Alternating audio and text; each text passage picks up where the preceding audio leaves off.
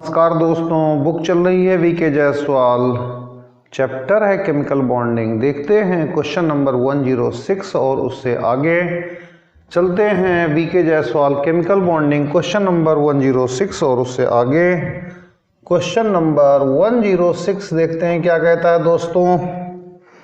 106 में shape of XeF3+ XeF3+ की बात करते हैं दोस्तों। तो XeF3+ में देखिए, सबसे पहले आप हाइब्रिडाइजेशन निकालिए तो Nv की वैल्यू जो है वो 8 आएगी, Nm की वैल्यू वो 3 आएगी, Nc की वैल्यू वो 1 आएगी। Sn इक्वल टू निकालेंगे 1/2 Nv plus Nm plus Na और माइनस Nc आएगी, तो 1/2 8 प्लस 3 प्लस 0 माइनस 1, ये आपके पास 5 आ जाएगी और 5 आएगी तो इसका मतलब हाइब्रिडाइजेशन जो आएगा वो sp3d आएगा।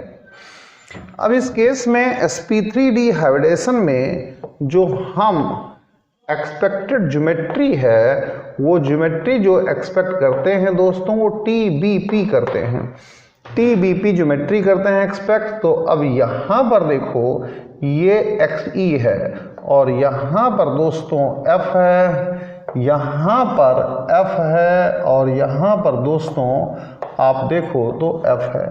आखिर ऐसा क्यों करते हैं दोस्तों, उसका रीज़न भी मैं आपको पहले ही बता चुका हूँ, अब भी बता रहा हूँ। यहाँ पर आप लोन पेयर रखेंगे। एक्चुअली जो ये पोजीशंस हैं, इक्वेटोरियल पोजीशंस जो हैं, इक्वेटोरियल पोजीशन में लोन पेयर के रहने की जगह ज़्यादा है। तो आप देखो जो इक्वेटोरियल पोजीशन है उसी पोजीशन में हम लोन पेयर को प्लेस करते हैं। तो lone pairs are placed on equatorial position. इन्हें हम इक्वेटोरियल पोजीशन पर ही प्लेस करते हैं, इन्हें हम इक्वेटोरियल पोजीशन पर ही प्लेस करते हैं। और लोन पेयर जो है वो इक्वेटोरियल पर ही है क्योंकि यहाँ पर मोर स्पेस होता है, ज़्यादा स्पेस होता है, इसीलिए इन्हें यहाँ पर प्लेस करते हैं। एक्सियल पोजीशन जो है वहाँ पर मोर इलेक्ट्रोनेगेटिव एटम प्लेस करते हैं, एक्सियल पोजीशन पर मोर इलेक्ट्रोनेगेटिव एटम, यहाँ पर मोर इलेक्ट्रोनेगेटिव एटम प्लेस करते हैं दोस्तों। अब ये तो परफेक्ट टी है, परफेक्ट टी शेप आता है, लेकिन ये जो लोन पेयर है, ये लोन पेयर आपस में इन्हें ज़्यादा जगह चाहिए, और जब ज़्यादा जगह चाहिए, अच्छा दूसरी बात क्या है, ये इस सेंट्रल एटम की तरफ ज़्यादा चलेगा, सेंट्रल एटम की तरफ ज़्यादा चलेगा। इसमें बेंट रूल लगता है और बेंट रूल यही कहता है कि जो लोन पेयर है उसमें S करेक्टर ज़्यादा होता है। तो जब मोर S करेक्टर है, इसमें जब मोर S करेक्टर है तो मोर S करेक्टर होने की वजह से ये सेंट्रल एटम की तरफ ज़्यादा चलेगा। तो क्या करेगा, इसको थोड़ा सा डिस्टोर्ट कर देगा, यानी कि कुछ यहाँ इस पोजीशन पर F पाया जाएगा, थोड़ा सा हल्का सा डिस्टोर्ट करेगा। परफेक्टली, ये बिल्कुल परफेक्टली टी शेप नहीं देगा। अब आप इसे देखिए, इसका जो आंसर आना है 106 का, इसलिए बेंट टी शेप कहलाएगा, बेंट टी शेप थोड़ा सा हो जाएगा। अब चलिए दोस्तों आगे चलते हैं 107 पर। इसके लिए बेंट रूल थोड़ा सा आपको पढ़ना पड़ेगा। बेंट रूल थोड़ा लंबा लेक्चर होता है, उसे बहुत शॉर्टकट समझाना पॉसिबल नहीं है। मेरा वीडियो बेंट रूल पर अवेलेबल है, आप उसे सर्च कर लीजिए। अब आप देखो 108 को 108 नहीं 107 देखेंगे, 107 देखेंगे, 107 कि 107 क्या कहता है। Which of the following shape are not possible for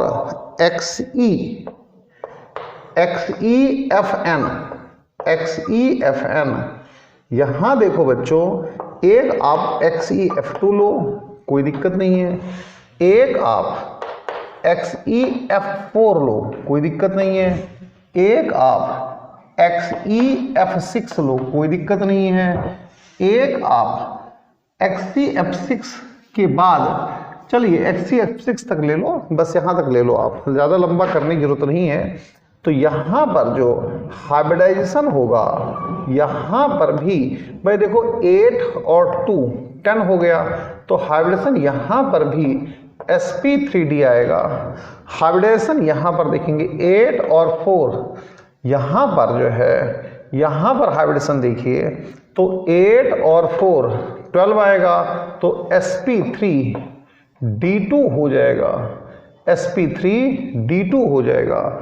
और यहाँ देखेंगे XeF4 में तो sp3d2 हो जाएगा। इसमें देखेंगे तो 8 और 2 10 हो जाएगा। तो इसमें अगर आप देखो तो कुछ इस तरह की ज्योमेट्री आएगी। Xe यहाँ पर है और F यहाँ रहेगा, F बच्चों यहाँ पर रहेगा। और अगर आप लोन पेयर्स को देखेंगे तो लोन पेयर्स इस तरह से मेंटेन रहेंगे। थोड़ी देर पहले मैंने आपको बेंट रूल का हल्का आइडिया दिया है, तो आप देखो इसमें लीनियर हो जाएगा। ये क्या हो जाएगा? लीनियर हो जाएगा। मैंने आपको हल्का सा आइडिया बेंट रूल का दिया है। तो बेंट रूल में क्या होता है दोस्तों? बेंट रूल में कोशिश करी जाती है कि जो लोन पेयर्स हैं, लोन पेयर्स को कोशिश करी जाती है कि जो लोन पेयर्स हैं, लोन पेयर्स को इक्वेटोरियल पोजीशन पर रखा जाए, और जो मोर इलेक्ट्रोनेगेटिव एटम है, मोर इलेक्ट्रोनेगेटिव एटम को, मोर इलेक्ट्रोनेगेटिव को एक्सियल पोजीशन पर रखा जाए, एक्सियल पोजीशन पर रखा जाए, मोर इलेक्ट्रोनेगेटिव एटम को एक्सियल पर रखा जाए, और जो लोन पेयर्स हैं उन्हें इक्वेटोरियल पोजीशन पर रखा जाए। अब यहां पर चलते हैं दोस्तों, इसमें ये XeF4 है, तो 8 इलेक्ट्रॉन्स इसके हो गए, 4 इसके हो गए, तो 12 हो गए, और 12 को अगर आप 2 से डिवाइड करेंगे 6 आएगा, तो हाइब्रिडेशन ये पहुंचेगा, ये आएगा। तो यहाँ पर दोस्तों अगर हम इसे देखेंगे तो कुछ इस तरह से बनाएंगे। यहाँ पर F है, यहाँ पर F है, यहाँ पर F है, यहाँ पर F है, और ये आपका कुछ इस तरह से बन करके तैयार हो जाएगा। लोन पेयर इस पोजीशन पर रखा जाएगा, लोन पेयर इस पोजीशन पर रखा जाएगा। तो ये तो लीनियर हो गया था, ये दोस्तों स्क्वायर प्लेनर होगा, ये दोस्तों स्क्वायर प्लेनर हो जाएगा, स्क्वायर प्लेनर हो जाएगा। कहीं से कहीं तक आप परेशान मत होइए, ये स्क्वायर प्लेनर हो जाएगा, स्क्वायर प्लेनर हो जाएगा। यानी कि आप देखो, कहने का मतलब ये है, चाहता क्या है कि कहीं ट्रायगोनल ज्योमेट्री बैठेगी इसके लिए, कहीं ट्रायगोनल या ज्योमेट्री इसके लिए बैठेगी, तो आंसर है ट्रायगोनल प्लेनर ज्योमेट्री कहीं भी बैठने की नहीं, ट्रायगोनल प्लेनर कहीं भी नहीं आएगा, ट्रायगोनल प्लेनर इसमें कहीं भी नहीं आ सकता, पॉसिबल ही नहीं है ट्रायगोनल प्लेनर के लिए। इसमें देखिए दोस्तों, ये 8 और 6 14, तो ये sp3d2 आएगा, sp3d2 आएगा। और अगर ये sp3d2 आया, अगर ये sp3d2 आया, तो ट्रायगोनल प्लेनर की तो कोई पॉसिबिलिटी दूर से दूर तक नहीं बैठती है। तो इसका मतलब यह है कि किसी भी हालात में कुछ भी हो जाए, कुछ भी मतलब कुछ भी हो जाए, ट्रायगोनल प्लेनर ज्योमेट्री नहीं बैठेगी, किसी सूरत में नहीं बैठेगी, किसी की पॉसिबिलिटी है ही नहीं। ट्रायगोनल प्लेनर ज्योमेट्री की कहीं से कहीं तक कोई भी पॉसिबिलिटी हो ही नहीं सकती, है ही नहीं। इसकी ज्योमेट्री भी ट्रायगोनल प्लेनर नहीं आ सकती है, किसी भी सूरत में नहीं आ सकती है। अब देखते हैं दोस्तों, आगे चलते हैं। अच्छा, अगर आप चाहते हो कि जैसे इसकी ज्योमेट्री देखी जाए, तो इसकी ज्योमेट्री देखो, जो रेगुलर ज्योमेट्री इसकी होती है, जो एक तरह से इस हाइब्रिडाइजेशन से जुड़ी हुई ज्योमेट्री है, वो इस हाइब्रिडाइजेशन से जुड़ी हुई ज्योमेट्री जिसे कहते हैं, वो तो पेंटागनल बाइपिरामिडल है। लेकिन यहाँ पर देखो, इस हाइब्रिडाइजेशन से जुड़ी हुई ज्योमेट्री जो है, जिसे हम कहते हैं कि हाँ रेगुलरली वो होती है, वो पेंटागनल बाइपिरामिडल होती है। लेकिन इसमें पेंटागनल बाइपिरामिडल नहीं होगी, इसमें किसी भी कीमत पर पेंटागनल बाइपिरामिडल नहीं होगी। ये कैप्ड ऑक्टाहेड्रल टाइप की होगी, कैप्ड ऑक्टाहेड्रल टाइप की इस तरीके से कुछ होगी। इस तरीके से कुछ होगी, इस तरीके से कहीं से होगी, इस तरीके से इसकी ज्योमेट्री कहीं ना कहीं इस तरह से बैठेगी। यहाँ पर F लगा दिया, यहाँ पर F लगा दिया। इसमें क्या है दोस्तों, एक लोन पेयर जो है, एक लोन पेयर वो कई बार परेशान करता है, एक लोन पेयर है वो कई बार परेशान करता है। तो लोन पेयर कहाँ रहेगा, लोन पेयर कैसे रहेगा, जो ये ऑक्टाहेड्रल बनेगा, जो ये ऑक्टाहेड्रल बनेगा, यहाँ प्लेन रहेगा ऊपर और ऊपर, इसमें 3 डायमेंशनली कहीं निकला रहेगा, 3 डायमेंशनली लोन पेयर कहीं पर रहेगा। तो यहाँ पर इसके अराउंड 3 डायमेंशनली कहीं लोन पेयर रहेगा, इसके अराउंड 3 डायमेंशनली कहीं लोन पेयर रहेगा, इसीलिए उसे कैप्ड ऑक्टाहेड्रल कहा जाएगा।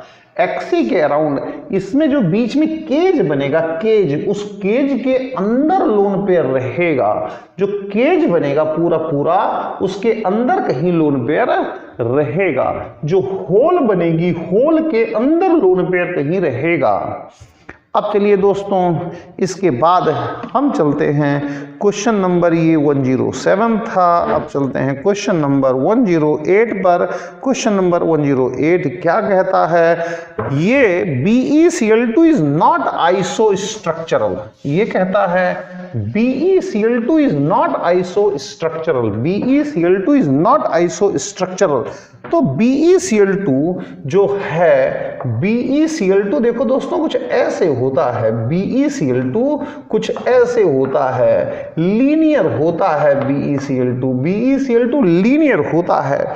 और दोस्तों अगर ICl2 को देखोगे, ICl2 को, तो ICl2 कुछ ऐसे आता है, यहां पर Cl हो जाएगा, यहां पर Cl हो जाएगा, और यहां पर दोस्तों ICl2 कुछ ऐसे आएगा, ICl2 कुछ ऐसे आएगा दोस्तों, ICl2 जो आएगा दोस्तों वो कुछ ऐसे आएगा। ये ICl2 ये भी लीनियर है, ये भी दोस्तों लीनियर है। अब ICl2 के बाद अगला है दोस्तों C2H2, तो C2H2 तो ऐसे आता है, C2H2 ये भी लीनियर है, ये भी दोस्तों लीनियर है। अब चलते हैं GeCl2 पर। Ge कौन से ग्रुप में आता है, आप इसको देखिए ना, जर्मेनियम कौन से, ये दोस्तों कार्बन के साथ है, कार्बन के साथ है, ये कार्बन के साथ है। तो ये जब जो है कार्बन के साथ है GeCl2, थोड़ा सा काम करने की जरूरत है, यहां पर Nv की वैल्यू 4 हो जाती है, यानी कि number of valency electrons in outer most shell of Ge। अब मोनोवैलेंट एटम्स Nv की वैल्यू, Nm की वैल्यू, Nm की मोनोवैलेंट 2 हो जाते हैं, मोनोवैलेंट 2 हो जाते हैं, ये मोनोवैलेंट हैं, मोनोवैलेंट एटम्स हैं, ये मोनोवैलेंट एटम्स हैं, मोनोवैलेंट एटम्स हैं। Ge के लिए ऐसा कुछ हो जाता है। अब दोस्तों इसके बाद Sn की वैल्यू क्या होगी, 4 + 2 डिवाइडेड बाई 2, ये 3 होगी, और हाइब्रिडेशन sp2 हो जाएगा दोस्तों। जब हाइब्रिडेशन इस पर sp2 हो जाएगा, हाइब्रिडेशन sp2 हो जाएगा, तो दोस्तों ये Ge और ये कुछ इस तरीके से बनेगा। क्यों, क्योंकि यहां पर मेरे दोस्तों एक लोन पेयर है, लोन पेयर को ज्यादा जगह चाहिए अराउंड द सेंट्रल एटम। जब लोन पेयर को सेंट्रल एटम के अराउंड ज्यादा जगह चाहिए, ये फैल जाएगा, ये फैल जाएगा, ये फैल जाएगा। तो इसीलिए ये जो GeCl2 आएगा ये V शेप का आएगा, जिसे हम एंगुलर भी कहेंगे, एंगुलर भी कहेंगे। अब देखिए दोस्तों 109 पर चलते हैं।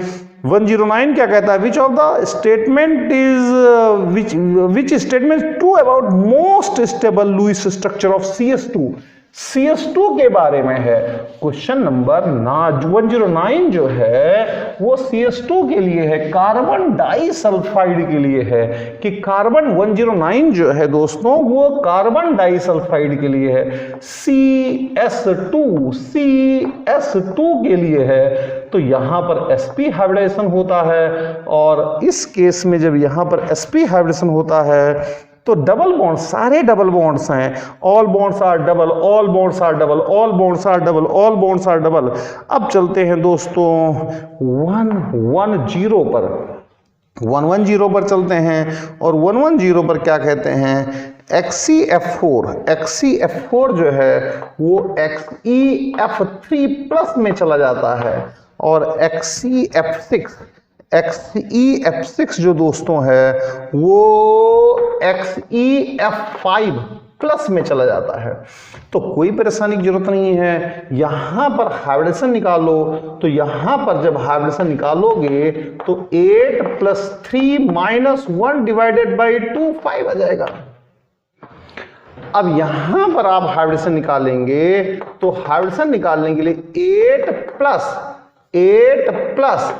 5 - 1 / 2 तो ये 6 आ जाएगा। और अब यहां पर हाइब्रिडेशन इससे रिलेटेड sp3d आ जाएगी, यहां पर हाइब्रिडेशन इससे रिलेटेड sp3d2 आ जाएगा, sp3d2 आ जाएगा, sp3d2 आ जाएगा। तो आप इसको जरा देखो, इसको जरा देखो कि हम इसे कैसे अरेंज कर सकते हैं।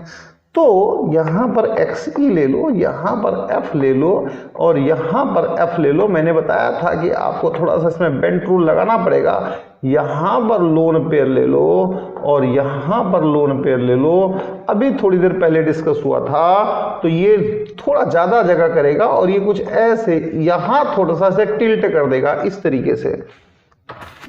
और यहां पर देखिए इस केस में अगर आप देखेंगे तो यहां पर दोस्तों क्या होगा, यहां पर Xe है, यहां पर F लग जाएगा, यहां पर F लग जाएगा, यहां पर F लग जाएगा, यहां पर F लग जाएगा और इस तरीके से यहां पर चलता रहेगा। यहां पर F लगेगा, यहां पर दोस्तों लोन पेयर लगेगा। इस तरीके से ये चलता रहेगा, ये ऐसा होगा इस तरीके से और ये यहां पर होगा। तो आप देख लीजिए इसका आंसर आना है स्क्वायर पिरामिडल और बेंट टी शेप। अब चलते हैं दोस्तों 111 पर, देखते हैं कि जी ये 111 क्या कहता है। 111 को देखते हैं। BF3 देखो दोस्तों, ये BF3 और NF3 के रिगार्डिंग है, बोरॉन ट्राइफ्लोराइड। ये BF3 और NF3 के रिगार्डिंग है कि NF3 और BF3 क्या है क्या नहीं है। तो यहाँ पर बोरॉन है, यहाँ पर F है, यहाँ पर F है, यहाँ पर F है, इस पर हाइब्रिडेशन sp3 होता है दोस्तों और ये जो है प्लेनर होता है, sp2 होता है। गलती हो गई मेरे से, sp2 होता है। इसमें बैक बॉन्डिंग भी होती है, वो मैं आगे बताऊंगा आपको। तो ये आपका ट्राइगोनल प्लेनर होगा, ये आपका ट्राइगोनल प्लेनर होगा। और NF3 की बात करते हैं दोस्तों, तो NF3 कुछ इस तरह से होगा दोस्तों, इस तरीके से यहाँ पर, और ये F रहेगा, यहाँ पर F है दोस्तों, यहाँ पर F है, इस पर sp3 होगा। और दोस्तों ये sp3 के साथ अब ये पिरामिडल चला जाएगा, इस तरीके से पिरामिडल होगा। ये दोस्तों पिरामिडल हो गया। तो आप देख लीजिए कि यहाँ पर sp2 है, sp2, और यहाँ पर sp3 है, sp3। एक में sp2 है, एक में sp3 है, यहाँ पर दोस्तों sp2 है, यहाँ पर दोस्तों sp3 है। तो अब आप देखिए NF3 पिरामिडल, जो भी कुछ है इसका आंसर देख लीजिए आप। अब अगला क्वेश्चन जो है वो है 112 पर चलते हैं कि 112 क्या कहना चाहता है। Dipole moment of NF3 is क्या, NF3 का डाइपोल मोमेंट जानना चाह रहा है, NF3 का डाइपोल मोमेंट जानना चाह रहा है। अच्छा, इसमें एक छोटी सी बात और है, BF3 इक्विवेलेंट इतने पोलर, एक पोलर है। देखो इसमें पोलर नॉन पोलर की बात थी, जो मेरे से थोड़ा सा मैंने केवल ज्योमेट्री बता दी। यहाँ पर ये डाइपोल मोमेंट एक तो इस डायरेक्शन में जाएगा, पॉजिटिव से निगेटिव जाएगा, और एक यहाँ जाएगा, पॉजिटिव से निगेटिव जाएगा, एक यहाँ जाएगा, पॉजिटिव से निगेटिव जाएगा। तो जब ये इस तरीके से डाइपोल मोमेंट लगे हुए हैं तो इनका जो रिजल्टेंट आएगा वो जीरो आएगा। इसका जो रिजल्टेंट आएगा, सबका सम जो आएगा, म्यू रिजल्टेंट जो आएगा, म्यू रिजल्टेंट जो आएगा वो म्यू रिजल्टेंट दोस्तों जीरो आएगा। और यहां पर देखिए पॉजिटिव से निगेटिव और पॉजिटिव से निगेटिव और पॉजिटिव से निगेटिव, और अगर इसको लेंगे तो खैर इसका इधर चला जाएगा, वो इशू नहीं है क्योंकि ये हाइब्रिडाइज्ड ऑर्बिटल में है। तो यहां पर ये जीरो तो नहीं हो सकता, जीरो नहीं हो सकता किसी भी कीमत पर। तो इसीलिए है कि ये BF3 जो है, ये BF3 जो है इसके लिए जीरो है, यानी जीरो का मतलब है कि ये नॉन पोलर है। जीरो का मतलब होता है कि ये नॉन पोलर है, पोलर नहीं है, क्योंकि म्यू रिजल्टेंट जो है वो जीरो है। और यहां पर दोस्तों ये म्यू रिजल्टेंट जो है वो नॉन जीरो है, इसीलिए ये मॉलिक्यूल जो है वो पोलर है। अब चलते हैं दोस्तों 112 पर, डाइपोल मोमेंट ऑफ NF3 को कंपेयर कराया गया है कि NF3 देखो दोस्तों इस तरीके से आता है, इस तरीके से, ये NF3 है, ये NF3 है, NF3 दोस्तों देखो पॉजिटिव से निगेटिव डाइपोल मोमेंट हो गया, पॉजिटिव से निगेटिव डाइपोल मोमेंट हो गया, पॉजिटिव से निगेटिव डाइपोल मोमेंट हो गया। इसको कहते हैं दोस्तों लोन पेयर मोमेंट। ये लोन पेयर मोमेंट है, लोन पेयर मोमेंट इसे कहते हैं दोस्तों, लोन पेयर मोमेंट कहते हैं, लोन पेयर मोमेंट कहते हैं, लोन पेयर मोमेंट कहते हैं, लोन पेयर मोमेंट। ये कुछ इस डायरेक्शन में चलता है, इस डायरेक्शन में चलता है, lone pair moment. Lone pair moment, lone pair moment तभी रहता है जब वो हाइब्रिडाइज्ड ऑर्बिटल में हो, तभी लोन पेयर मोमेंट होता है दोस्तों। अब ये तो NF3 का हो गया, अमोनिया का जरा देखो, अमोनिया का, अमोनिया को जरा देखो, अमोनिया कहाँ है, अमोनिया को देखो। तो अमोनिया में दोस्तों ए ऐसे बनेगा, तो इसका डाइपोल मोमेंट इधर जाएगा। अब दोस्तों देखो ये पॉजिटिव है तो पॉजिटिव, इसका डाइपोल मोमेंट इधर जाएगा। देखो ना हाइड्रोजन पॉजिटिव है, इसका डाइपोल मोमेंट इधर जाएगा, हाइड्रोजन पॉजिटिव है, इसका डाइपोल मोमेंट इधर जाएगा। हाइड्रोजन पॉजिटिव है दोस्तों, हाइड्रोजन पॉजिटिव है, हाइड्रोजन दोस्तों पॉजिटिव है। जो ये है इस पर पार्शियल प्लस चार्ज होता है, इस पर पार्शियल प्लस है, इस पर पार्शियल प्लस चार्ज होता है। नाइट्रोजन तो निगेटिव है, तो डाइपोल मोमेंट की डायरेक्शन कहां से कहां तक होती है? डाइपोल मोमेंट की डायरेक्शन पॉजिटिव से निगेटिव होती है। डाइपोल मोमेंट की डायरेक्शन कहां से कहां तक होती है? डाइपोल मोमेंट की डायरेक्शन पॉजिटिव से निगेटिव होती है। डाइपोल मोमेंट की डायरेक्शन पॉजिटिव से निगेटिव होती है। तो इसलिए देखो इसमें तो ये वाला वेक्टर इसका अपोजिट है, इसका अपोजिट है, और इसमें दोस्तों इसमें सारे एक ही डायरेक्शन में है, सब सपोर्ट में खड़े हुए हैं। ये NF3 और NH3 का था, तो इसका डाइपोल मोमेंट ज्यादा होगा, इसका डाइपोल मोमेंट कम हो जाएगा। यही इसका आंसर है। अब चलते हैं दोस्तों, चलते हैं 113 पर। 113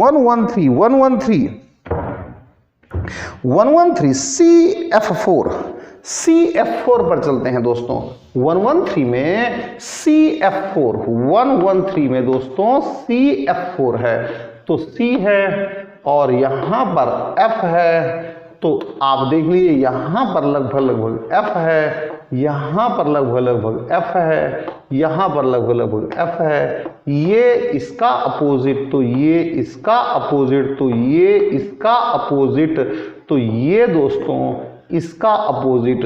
तो यहां पर डाइपोल मोमेंट जो है वो जीरो आ जाता है, और अगर रिजल्टेंट डाइपोल मोमेंट जीरो आ जाता है तो दोस्तों रिजल्टेंट डाइपोल मोमेंट के जीरो आते ही, रिजल्टेंट डाइपोल मोमेंट के जीरो आते ही ये नॉन पोलर बन जाता है।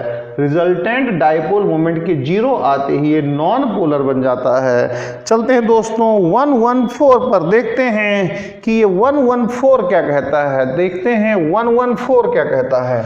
देखते हैं दोस्तों कि ये 114 क्या कहता है। 114 की कहानी को देखते हैं कि 114 क्या कहता है। 114 की कहानी देखते हैं। Which has maximum dipole moment, maximum dipole moment की बात कर रहा है। तो दोस्तों जरा इसको समझो, ये पहला है तो यहां पर आप देखिए क्लोरीन है और यहां पर भी ये क्लोरीन है। इस तरीके से इसको थोड़ा सा नीचे बढ़ा लो, इसको थोड़ा सा नीचे बढ़ा लो, ये आग पास, इसको थोड़ा नीचे बढ़ा लो, इसको थोड़ा नीचे बढ़ा लो, तो यहां पर ये इसको कैंसिल करेगा, तो ये इसको कैंसिल करेगा, दोनों कैंसिल करेंगे। ये कैंसिल वेक्टर्स हैं, कैंसिल वेक्टर्स हैं, तो इसमें रिजल्टेंट वेक्टर तो केवल यही रहेगा। ये कैंसिल वेक्टर्स हैं, ये कैंसिल करेंगे एक दूसरे को, तो ये कैंसिल करेंगे एक दूसरे को, ये कैंसिल करेंगे एक दूसरे को, तो रिजल्टेंट वेक्टर तो केवल एक बचेगा और कोई रिजल्टेंट वेक्टर नहीं बचेगा। अब बी को जरा चेक करिएगा, बी को जरा चेक करिएगा। यहां पर ये Cl है और यहां पर दोस्तों ये वाला Cl है, यहां पर दोस्तों ये वाला Cl है, ऐसा है, ऐसा इस तरीके से है। तो यहां पर इसका रिजल्टेंट ये इधर जाएगा, ये इस डायरेक्शन में जाएगा, ये इस डायरेक्शन में जाएगा दोस्तों।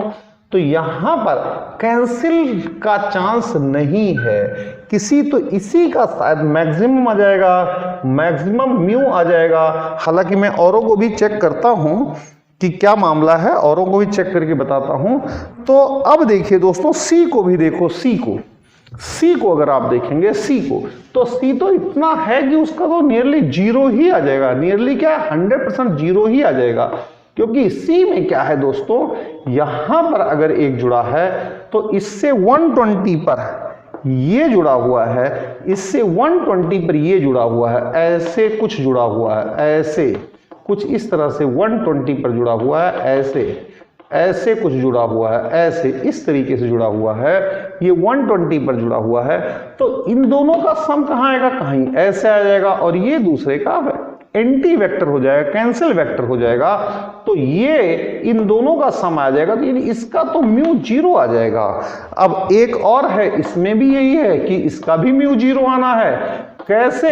क्योंकि एक वेक्टर यहां है, एक वेक्टर यहां है, तो कैंसिल वेक्टर है, तो इसका म्यू भी जीरो आना है। तो मैक्सिमम तो यही आएगा, मैक्सिमम इसी का आएगा, बी का शायद आएगा मैक्सिमम।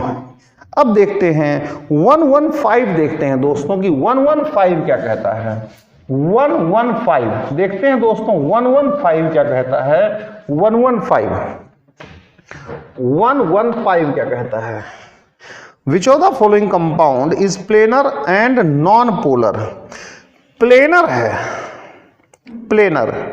तो दोस्तों देखो XeF4 को देखो, XeF4, ये मैं स्ट्रक्चर कई बार बनवा चुका हूं। ये इस तरह का स्ट्रक्चर होता है। तो इस तरह के स्ट्रक्चर में ये वेक्टर कैंसिल करेगा, ये वेक्टर कैंसिल करेगा, ये वेक्टर्स जो है कैंसिल करेंगे, यहां पर जो है उसके वेक्टर्स भी कैंसिल करेंगे। अगर वेक्टर कैंसिल करेंगे तो इसका म्यू जो है दोस्तों वो जीरो आएगा, और म्यू जीरो आएगा तो ये फिर पोलर नहीं रह जाएगा, नॉन पोलर हो जाएगा। अब देखते हैं दोस्तों 116 को देखते हैं कि 116 क्या कहता है। H2O has net dipole moment while BeF2 है जीरो डाइपोल मोमेंट।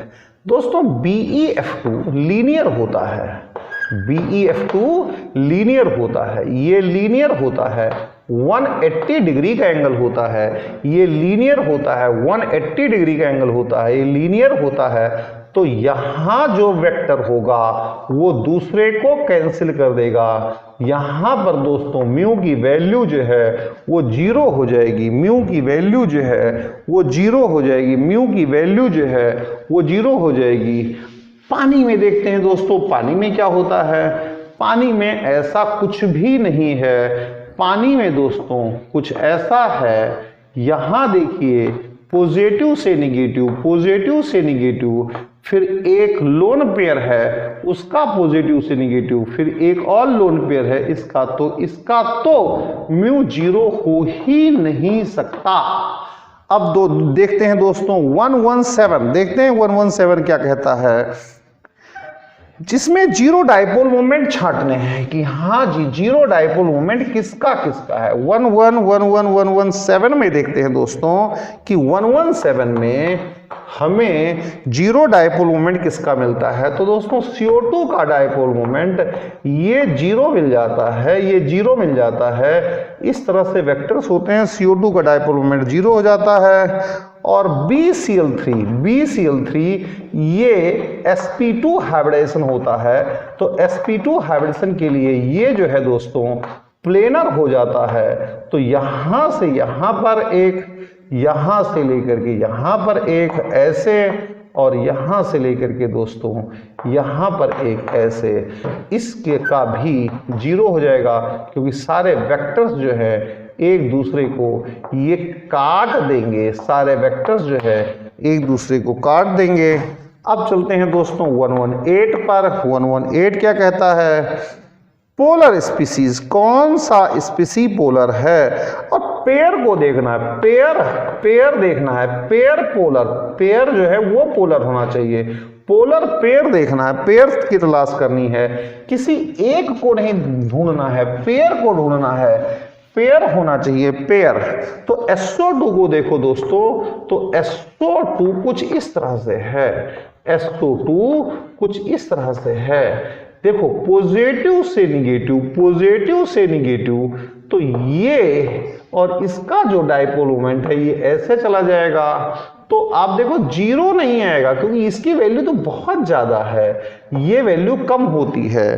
तो ये 0 नहीं आएगा, 0 नहीं होगा, जिसे कहते हैं 0 होना, 0 नहीं हो पाएगा क्योंकि ये जो लोन पेयर मोमेंट होता है, लोन पेयर मोमेंट बहुत कम पाया जाता है, बहुत कम पाया जाता है, इसलिए 0 होने का नहीं। SCl2 में देखो, तो SCl2 में ये इस डायरेक्शन में चलेगा, ये इस डायरेक्शन में चलेगा, और लोन पेयर मोमेंट वो कभी 0 होने नहीं देते, थोड़ा सा फर्क डालते हैं, इसका भी म्यू 0 नहीं होगा। 119 पर चलते हैं दोस्तों। पॉजिटिव किस पर पॉजिटिव चार्ज होगा? कि क्लोरीन, इन विच क्लोरीन कौन सा है जिस पर पॉजिटिव चार्ज हो? पॉजिटिव, तो देखो दोस्तों चक्कर क्या है, इलेक्ट्रोनिगेटिविटी ऑफ ऑक्सीजन वो 3.5 होती है, इलेक्ट्रोनिगेटिविटी ऑफ क्लोरीन वो दोस्तों 3 होती है। तो जब OCl2 लेंगे, OCl2 लेंगे, तो इस पर दोस्तों माइनस चार्ज डेवलप होगा, यानी इलेक्ट्रॉन ऐसी डायरेक्शन में जाएंगे, माइनस चार्ज डेवलप होगा, माइनस चार्ज डेवलप होगा। और दोस्तों और इसका उल्टा ये यहां पर minus charge plus charge develop होगा, और यहां पर दोस्तों प्लस चार्ज डेवलप होगा। ये आपका प्लस से माइनस जाएगा, इस तरीके से रहेगा। सारा खेल इलेक्ट्रोनिगेटिविटी का है। क्लोरीन एटम के पास पॉजिटिव चार्ज लाना है। लीस्ट स्टेबल हाइड्राइड हमें 120 में दोस्तों ये तो जो था वो 119 था, हमें 120 में लीस्ट स्टेबल की तलाश करनी है, लीस्ट स्टेबल हाइड्राइड की तलाश करनी है, लीस्ट स्टेबल हाइड्राइड की तलाश करनी है कि लीस्ट स्टेबल हाइड्राइड कहाँ से निकलेगा, क्या होगा, उसको देखना है दोस्तों। तो जो ग्रुप 14 है दोस्तों, उसमें पीरियड 1 की तो बात छोड़ो, खाली है। पीरियड 2 में कार्बन, पीरियड 3, पीरियड 4, पीरियड 5 और पीरियड जो है वो 6, इसकी बात करते हैं। यहाँ पर n की वैल्यू 2 होती है, यहाँ पर n की वैल्यू 3 होती है, यहाँ n की वैल्यू 4 होती है, यहाँ n की वैल्यू 5 होती है, यहाँ n की वैल्यू 6 होती है।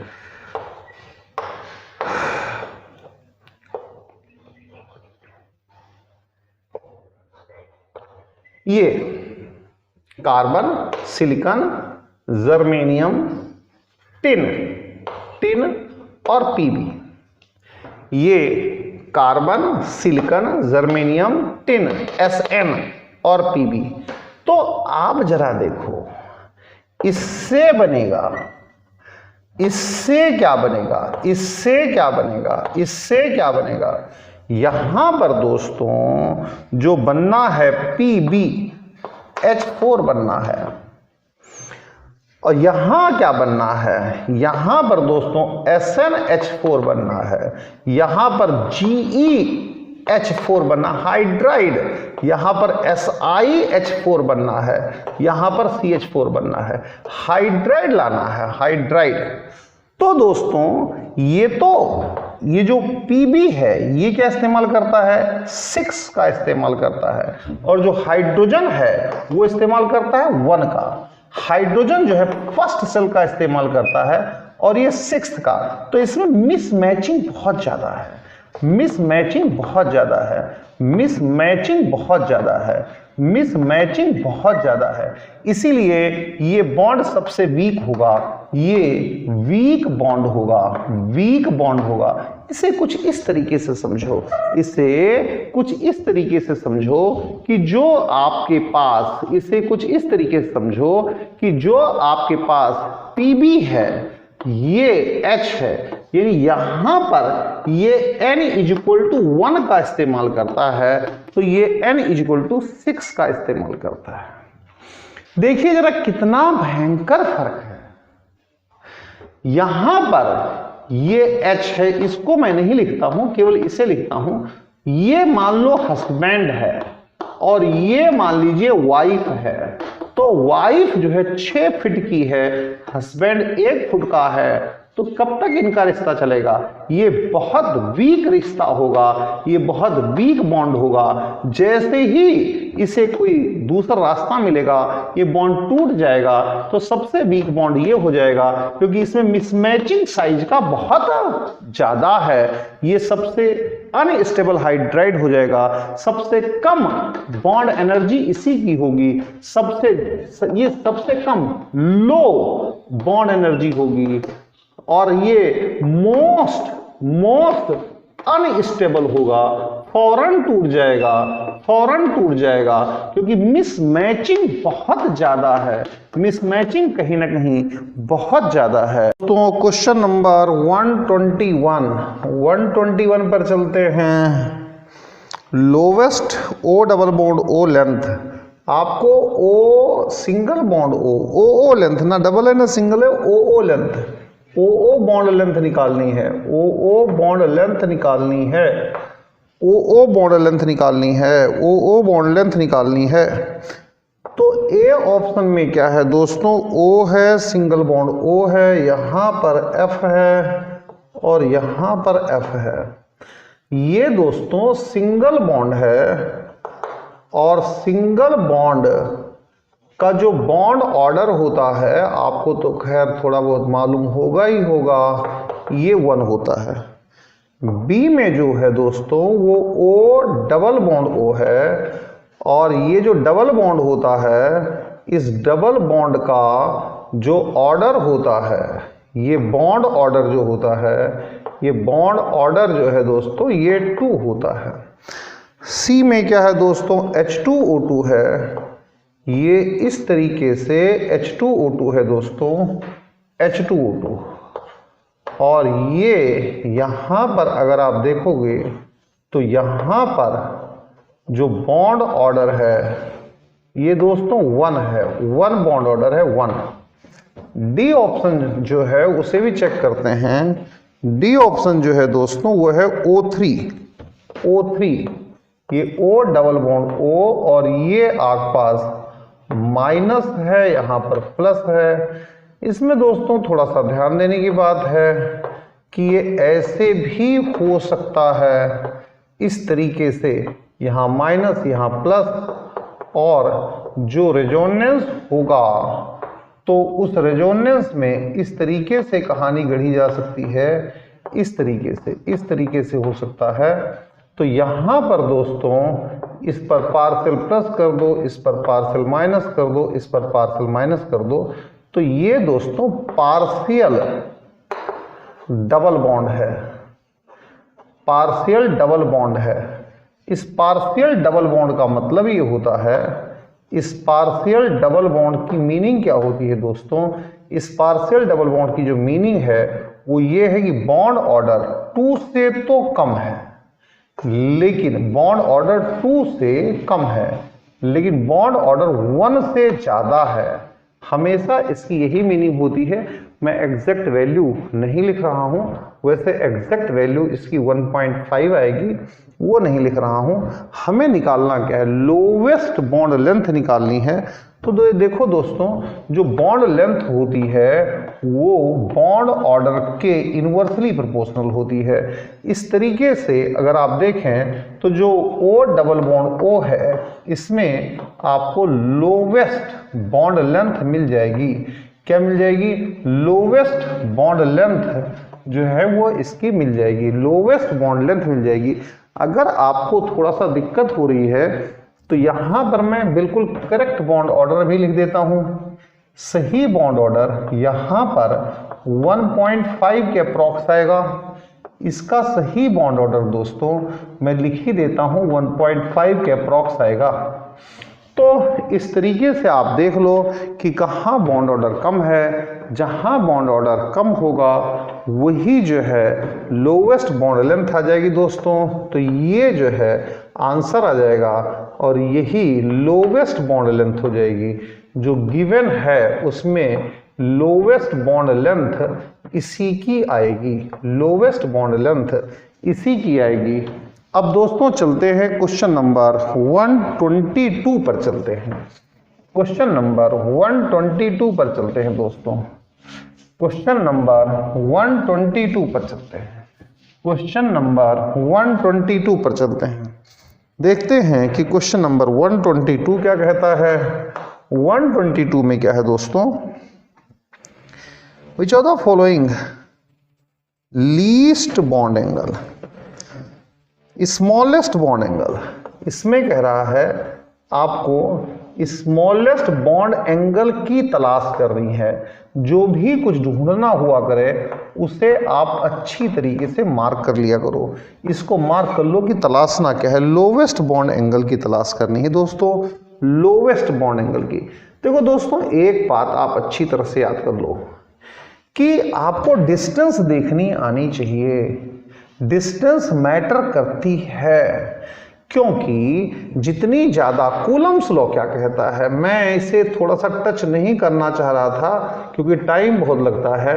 कूलम्स लॉ क्या कहता है? कूलम्स लॉ कहता है कि फोर्स ऑफ रिपल्सन, मैं यहाँ पर केवल रिपल्सन की बात करूँगा, फोर्स ऑफ रिपल्सन जो है दोस्तों वो इनवर्सली प्रोपोर्शनल होता है। किसके इनवर्सली प्रोपोर्शनल होता है दोस्तों? डिस्टेंस की पावर 2, दोनों के बीच में डिस्टेंस कितनी है, डिस्टेंस की पावर 2 के इनवर्सली प्रोपोर्शनल होता है। तो अब ये थोड़ा सा समझा करो, आप लोग समझो इस बात को। तो यहाँ पर OH2 है, OH2 का मतलब पानी। यहां पर देखिए ये अपने सेकेंड सेल का यूज करता है, n=2 है, ये सेकेंड सेल का इस्तेमाल करता है, सेकेंड सेल का इस्तेमाल करता है। 2sp3 ऑर्बिटल्स होंगे। ये जो है दोस्तों जो 2 लिखा हुआ है, ये 2 जो लिखा हुआ है ये कुछ और नहीं है बशर्ते ये ऑर्बिट है। किस ऑर्बिट को यूज कर रहा है, किस सेल को यूज कर रहा है। और दोस्तों ये 1s का इस्तेमाल करेगा, ये 1s का इस्तेमाल करेगा। तो ये पास पास रहेंगे, यानी कि ये नज़दीक रहेंगे, और नज़दीक रहेंगे तो ज़्यादा रिपल्सन लगाएंगे, ये बहुत ज़्यादा रिपल्सन लगाएंगे। और अगर ये दोस्तों ज़्यादा रिपल्सन लगाएंगे तो ये खुल जाएंगे, यानी यहाँ पर इनके बीच का एंगल जो है वो ज़्यादा होगा। दोस्तों इसी चीज़ को लेकर के हम चलते हैं सल्फर पर चलते हैं, इस तरीके से सल्फर पर चलते हैं दोस्तों, सल्फर पर चलते हैं। सल्फर की कहानी क्या है दोस्तों, सल्फर जो है ना ये N=3 का इस्तेमाल करता है, N=3, ये N=1 का इस्तेमाल करता है, यानी कि ये दूर दूर होंगे, ये डिस्टेंस पर होंगे, ये दूर होंगे, इनके बीच ग्रेटर डिस्टेंस है, और ग्रेटर डिस्टेंस अगर है तो ग्रेटर डिस्टेंस होने पर जो दोस्तों इनके बीच का एंगल जो है ये कम हो जाएगा तो भी चलेगा, क्योंकि लेंथ जो है ज़्यादा है, तो ये लेस एंगल पर भी काम चला लेंगे, लेस एंगल पर भी काम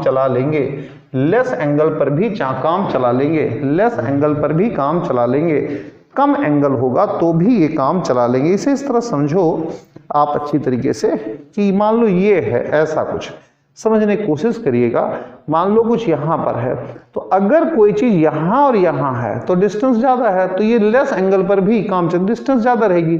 और अगर कोई नज़दीक है, यहाँ है, तो अगर एंगल ज़्यादा होगा तो भी डिस्टेंस कम ही तो रहेगी। तो सारा खेल डिस्टेंस का है। दो चार्जेस के बीच में डिस्टेंस कितनी है उसे समझने की कोशिश करिए, उस पर चलिएगा। ये थोड़ा सा मेरा तरीका जो है वो नया तरीका है, तो कई बार दिक्कत होती है बच्चे को समझने के लिए, क्योंकि बुक्स में नहीं है तो ये थोड़ी दिक्कत पड़ जाती है। डिस्टेंस पर चलिए, जो मेरे थ्योरी के वीडियो लेक्चर हैं उन्हें भी कई बार देखिए आप लोग। तो दोस्तों ये लेस एंगल पर काम चला लेगा। अब आगे चलते हैं, अमोनिया पर चलते हैं। अमोनिया की बात करिए दोस्तों, यहाँ पर ये इस तरीके से कहीं ना कहीं अमोनिया हो जाएगा, तो यहाँ पर एंगल जो है दोस्तों नियरली 107 डिग्री का आ जाता है। नियरली कितना जाता है दोस्तों, 107 डिग्री का एंगल आ जाता है। तो यहाँ पर ये सेकंड सेल का इस्तेमाल करें, इनफैक्ट मैं 2sp3 लिख देता हूँ और ये 1s का इस्तेमाल करेगा, तो यहाँ पर ये सेकेंड सेल का यूज करेगा, N=2 का यूज करेगा, N=2 का यूज करेगा। और अगला है दोस्तों SO2। तो देखो SO2 में दोस्तों, SO2 जो है SO2, तो SO2 में क्या है दोस्तों, ये डबल बॉन्ड है। तो जब ये डबल बॉन्ड है, SO2 डबल बॉन्ड है, तो डबल बॉन्ड की वजह से ये थोड़ा पास आ जाएगा, क्योंकि जो डबल बॉन्ड है वो बॉन्ड ऑर्डर कितना हो जाएगा, 2 हो जाएगा। और जो बॉन्ड ऑर्डर होता है दोस्तों वो बॉन्ड लेंथ के इन्वर्सली प्रोपोर्शनल होता है, तो पास हो जाएगा, तो इन्हें खिसकना ही पड़ेगा। और वैसे भी याद रखिए दोस्तों कि double bond acquires more space. याद रखिए मेरा स्टेटमेंट है, double bond acquires more space, इसे ज्यादा स्पेस चाहिए ही चाहिए, तो ये फैलेगा ही फैलेगा। ये मोर स्पेस, ज्यादा स्पेस चाहिए तो ये फैलेगा ही फैलेगा। तो सबसे कम बॉन्ड एंगल इसमें आएगा, सबसे कम बॉन्ड एंगल दोस्तों इसमें आएगा। अब दोस्तों हम आगे की तरफ मूव कर लेते हैं, आगे की तरफ चलते हैं। तो अगला है 123, मैक्सिमम बॉन्ड एंगल। सबसे ज्यादा बॉन्ड एंगल किसमें है, 123 में ये कह रहा है कि सबसे ज्यादा बॉन्ड एंगल किसमें है। 123 में ये कह रहा है कि सबसे ज्यादा बॉन्ड एंगल किसमें है। 123 में ये कह रहा है कि सबसे ज्यादा बॉन्ड एंगल किसमें है, बॉन्ड एंगल सबसे ज्यादा किसमें है। तो देखो दोस्तों ए जो है ना, ए, इसमें ये बी है, और यहाँ पर ये ब्रोमीन है, और यहाँ पर ये ब्रोमीन है, यहाँ पर बोरोन के साथ ब्रोम, हाँ यही है। तो दोस्तों ये तो कुछ इस तरह से रहेगा, ये कुछ इस तरह से रहेगा, sp2 हाइब्रिडाइजेशन होगा। कैसा हाइब्रिडेशन होगा, sp2 हाइब्रिडेशन होगा। अगर BCl3 पर चलेंगे दोस्तों, तो BCl3 में भी ये sp, ये दोस्तों जो हाइब्रिडेशन रहेगा वो sp2 हाइब्रिडेशन रहेगा। ये sp2 हाइब्रिडेशन रहेगा दोस्तों। और BF3 पर चलेंगे दोस्तों, तो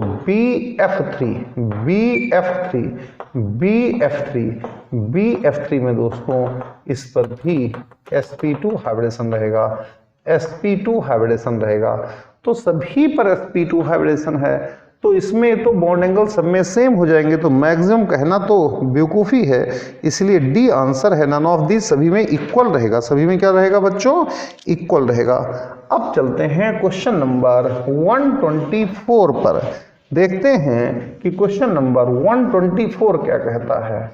क्वेश्चन नंबर 124 पर चलते हैं दोस्तों। क्वेश्चन नंबर 124 पर आपको इसमें बताना है कि करेक्ट ऑर्डर बताना है। देखो दोस्तों, इसमें यहाँ पर PH3 है, इसके बाद यहाँ पर ASH3 है, इसके बाद दोस्तों यहाँ पर SBH3 है, और यहाँ पर दोस्तों BIH3 है। इसको जरा समझिए अच्छी तरीके से।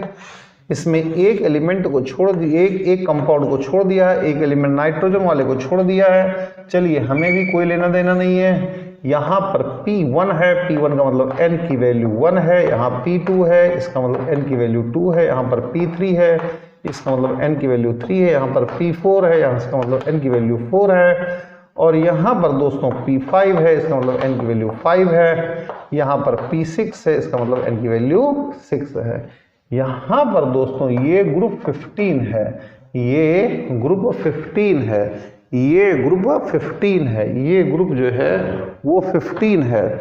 यहाँ पर n की वैल्यू 3 है, यहाँ n की वैल्यू 2 है, यहाँ n की वैल्यू 5 है, यहाँ n की वैल्यू 6 है। इसका मतलब यहाँ पर ये n = 6 का इस्तेमाल करता है। हाइड्रोजन जो है दोस्तों, हाइड्रोजन के पास तो केवल n = 1 है, तो साई ये डिस्टेंस बहुत ज़्यादा होगा। डिस्टेंस ज़्यादा होगा तो कम एंगल पर भी काम चल जाएगा। डिस्टेंस ज़्यादा होगा, दूर होंगे, कम एंगल पर काम चल जाएगा। इसका मतलब ये इनके एंगल का ऑर्डर आ जाएगा, सबसे कम एंगल इसमें हो जाएगा, क्योंकि डिस्टेंस जो है दोस्तों वो ज़्यादा हो जाएगी, बड़ा साइज हो जाएगा, डिस्टेंस ज़्यादा हो जाएगी। तो यानी कि PH3 में सबसे ज़्यादा, फिर ASH3 में आ जाएगा दोस्तों, फिर SBH3 में आ जाएगा दोस्तों, फिर BIH3 में आ जाएगा। डिस्टेंस मैटर करती है, डिस्टेंस ज़्यादा होगा तो कम एंगल पर भी रह लेंगे। 124 के बाद दोस्तों अब हम चलते हैं 125 पर। हम चलते हैं दोस्तों 125 पर, देखते हैं दोस्तों 125 क्या करता है। क्वेश्चन नंबर 125 में देखते हैं दोस्तों क्या होता है। 125 क्या कहता है दोस्तों, the correct increasing order of adjacent bond angle BF3, PF3, CLF3 है। ये देखते हैं BF3 है, BF3 है। BF3 के बाद क्या है दोस्तों, PF3 है, PF3 है। PF3 के बाद क्या है दोस्तों, PF3 के बाद CLF3 है, CLF3 है। ये आग पास इतने हैं। इसमें हमें बताना है दोस्तों कि इनका बॉन्ड एंगल क्या होगा, इनका बॉन्ड एंगल क्या होगा। दोस्तों मेरी बातों को अच्छी तरह से समझिए कि इसमें क्या कहानी है। बोरॉन है दोस्तों, बोरॉन, ये बोरॉन है, ये बोरॉन है दोस्तों। बोरॉन के पास फिलहाल सेक्सटेट है और साथ में एक एम्प्टी ऑर्बिटल है, तो ये इसके साथ बैक बॉन्डिंग कर देगा। क्या कर देगा दोस्तों, बैक बॉन्डिंग कर देगा। और जब ये इसके साथ बैक बॉन्डिंग कर देगा तो बैक बॉन्डिंग होने पर मैं इसका डायरेक्ट हाइब्रिड लिख रहा हूँ। यहाँ पर F आ जाएगा, यहाँ पर F आ जाएगा, और यहाँ पर F आ जाएगा। यहाँ पर प्लस चार्ज आ जाएगा, यहाँ पर प्लस चार्ज आ जाएगा, यहाँ पर प्लस चार्ज आ जाएगा, यहाँ पर माइनस चार्ज आ जाएगा। और इस तरीके से दोस्तों हमारे पास क्या बनके तैयार हुआ, यहाँ पर प्यारे दोस्तों हमारे पास जो बनकर के तैयार हुआ है वो बनकर के तैयार हुआ है क्या, ट्राइगोनल प्लेनर, ये बन के तैयार हुआ है दोस्तों, ट्राइगोनल प्लेनर तैयार हुआ है, ट्राइगोनल प्लेन तैयार हुआ है, ट्राइगोनल प्लेन तैयार हुआ है दोस्तों, ट्राइगोनल प्लेन तैयार हुआ है। अब दोस्तों हम PF3 पर चलते हैं। दोस्तों हम किस पर चलते हैं? PF3 पर चलते हैं। ये PF3 है, तो P है दोस्तों, यहां पर इसका लोन पेयर है और यहां पर दोस्तों कुछ इस तरीके से F है, कुछ इस तरीके से F है। ये PF3 है दोस्तों। क्या है दोस्तों? PF3 है, PF3 है। अब PF3 के बाद इसका क्या होगा? ये दोस्तों पिरामिडल शेप का हो जाएगा।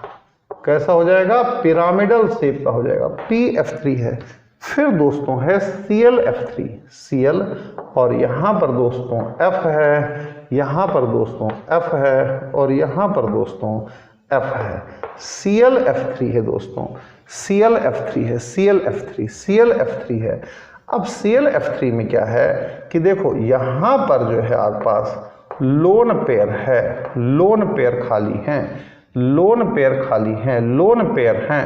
और अगर यहाँ पर दोस्तों हाइब्रिडाइजेशन की बात करोगे, हाइब्रिडाइजेशन की, तो हाइब्रिडेशन दोस्तों sp3d आएगा। क्या आएगा दोस्तों? हाइब्रिडेशन है sp3d आएगा, sp3d आएगा। Cl यहाँ आएगा दोस्तों और इसके बाद F यहाँ आएगा दोस्तों, और इसके बाद दोस्तों लोन पेयर यहाँ आएगा, लोन पेयर दोस्तों यहाँ पर आएगा और यहाँ पर F आएगा और यहाँ पर F आएगा। अब आप एंगल देख लो, अब आप एंगल देख लो। और कमाल की बात है, उसने बात जो करी है वो बात करी है एडजेसेंट एंगल की। सभी में उसने जो बात करी है, तो उसने दिया है, इसको हर चीज को ध्यान रखा करो, एडजेसेंट एंगल की बात करी है। मैंने इसीलिए कहता हूं कि कुछ चीजों को मार्क कर लिया करो आप एग्जाम में। तो एडजेसेंट एंगल का मतलब है, एडजेसेंट एंगल का मतलब है ये वाला एंगल आप देखोगे, तो ये वाला एंगल तो इसमें अप्रॉक्सीमेटली 90 डिग्री का हो गया, अप्रॉक्सीमेटली 90 डिग्री का हो गया। ये वाला एंगल देखोगे, पड़ोसी का एंगल, बिल्कुल बराबर का एंगल, ये एंगल इसमें 120 का हो गया। इसका एंगल ये एंगल देखोगे, ये एंगल देखोगे, ये नियरली 107 का हो जाएगा। नियरली लिख रहा हूं, तो आप देख लो कहाँ एंगल कम है कहाँ ज्यादा है। अब चलते हैं दोस्तों 126 पर चलते हैं, देखते हैं दोस्तों कि 126 क्या है और 126 आपसे क्या चाहता है। 126 है क्या और 126 आपसे क्या चाहता है। 126 पर चलिए दोस्तों, करेक्ट ऑर्डर, नहीं, ये कह रहा है दोस्तों among the following species least angle, least angle किस में होगा। दोस्तों देखो ये बड़ा आसान सा क्वेश्चन है, लीस्ट एंगल किस में होगा। ये P, ये H और ये H और ये H। दोस्तों इस पर हाइब्रिडेशन होता ही नहीं है, नो हाइब्रिडाइजेशन, इस पर हाइब्रिडाइजेशन होता ही नहीं है। ये ड्रैगो रूल है, इसे कहते हैं दोस्तों ड्रैगो रूल, इस पर हाइब्रिडेशन होता ही नहीं है। ड्रैगो रूल क्या कहता है कि सेंट्रल एटम की इलेक्ट्रोनेगेटिविटी, मैं बताता हूं इसकी कंडीशन क्या है। इलेक्ट्रोनेगेटिविटी ऑफ सेंट्रल एटम वो या तो 2.5 हो या फिर इससे कम हो। इलेक्ट्रोनेगेटिविटी सेंट्रल एटम 2.5 हो या इससे कम हो। Electronegativity of surrounding atom, surrounding atom SA, surrounding atom की इलेक्ट्रोनेगेटिविटी 2.5 या इससे कम हो। और जो सेंट्रल एटम हो, central atom must, central atom third period का हो या फिर इससे लोअर हायर पीरियड का हो, थर्ड पीरियड और ऑनवर्ड पीरियड का हो। तो ऐसे केस में थर्ड पीरियड या ऑनवर्ड पीरियड का हो, तो ऐसे केस में सेंट्रल एटम पर हाइब्रिडेशन नहीं होता। ऐसे केस में no hybridisation on central atom, no hybridisation on central atom, ये आपके पास ड्रैगो का रूल है। इसके रीजन भी हैं बहुत बड़े, मैं कई लगभग एक लेक्चर पूरा लेता हूं इस पर। तो चलिए, अगर हाइब्रिडेशन नहीं है तो ये 90 डिग्री का एंगल होगा। अगर हाइब्रिडेशन नहीं है तो ये 90 डिग्री का एंगल होगा, अगर हाइब्रिडेशन नहीं है तो ये 90 डिग्री का एंगल होगा। अब चलते हैं दोस्तों 127 पर, देखते हैं कि 127 क्या कहता है। बॉन्ड एंगल देखो दोस्तों, जो NH4 है, NH4 इसमें तो बॉन्ड एंगल NH4 जो है इसमें लोन पेयर तो है नहीं दोस्तों, लोन पेयर अगर एब्सेंट हो गया, लोन पेयर तो है नहीं दोस्तों, तो लोन पेयर अगर एब्सेंट हो गया तो यहां पर जो बॉन्ड एंगल हो गया वो 109 डिग्री का हो गया, क्योंकि लोन पेयर एब्सेंट है। No lone pair, lone pair जो है वो 0 है, लोन पेयर है ही नहीं, इसमें लोन पेयर रह ही नहीं गया। अब NH4 में लोन पेयर नहीं है, उसके बाद चलते हैं NH3 में। NH3 में लोन पेयर है दोस्तों, ये लोन पेयर है, तो लोन पेयर को ज्यादा जगह चाहिए, इसमें एंगल 107 डिग्री का लगभग अप्रोक्सीमेटली हो जाता है। और NH2 माइनस में दोस्तों क्या, NH2 माइनस में 2 लोन पेयर आ जाते हैं, NH2 माइनस में 2 लोन पेयर आ जाते हैं, बॉन्ड एंगल और भी कम हो जाता है, नियरली 105 डिग्री का हो जाता है।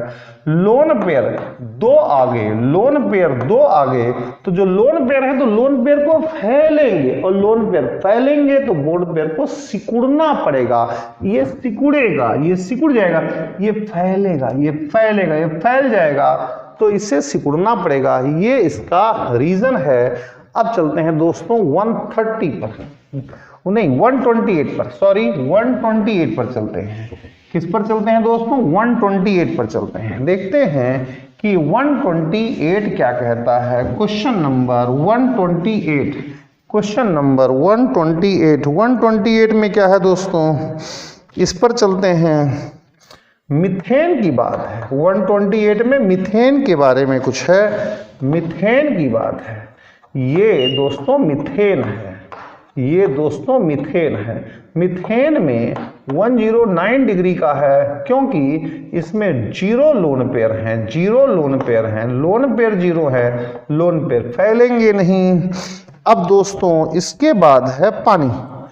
पानी में दोस्तों देखो, मैंने अभी बताया अभी थोड़ी देर पहले कि इसमें लोन पेयर जो है वो 2 लोन पेयर हैं, एक लोन पेयर यहाँ है, एक लोन पेयर यहाँ पर है, ये दोनों लोन पेयर फैलेंगे, ऐसे फैलेंगे, तो यहाँ पर जो एंगल है दोस्तों वो कम हो जाएगा, नियरली 105 डिग्री का हो जाएगा, अप्रॉक्सीमेटली लिख रहा हूँ, क्योंकि ये लोन पेयर फैलेंगे, लोन पेयर फैलेंगे, तो इन्हें सिकुड़ना पड़ेगा, इन विचारों को सिकुड़ना पड़ेगा, इन विचारों को पास पास आना पड़ेगा, ये सिकुड़ेंगे, ये सिकुड़ जाएंगे, पास पास आना पड़ेगा इन्हें।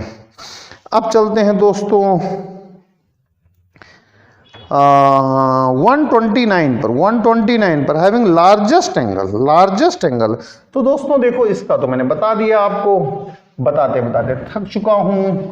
क्या यहाँ चलिए ग्रुप 16 है आपके पास, ग्रुप 16 में P1 में n = 1 होगा, P2 में n = 2 होगा, P3 में n = 3 होगा, P4 में n = 4 होगा।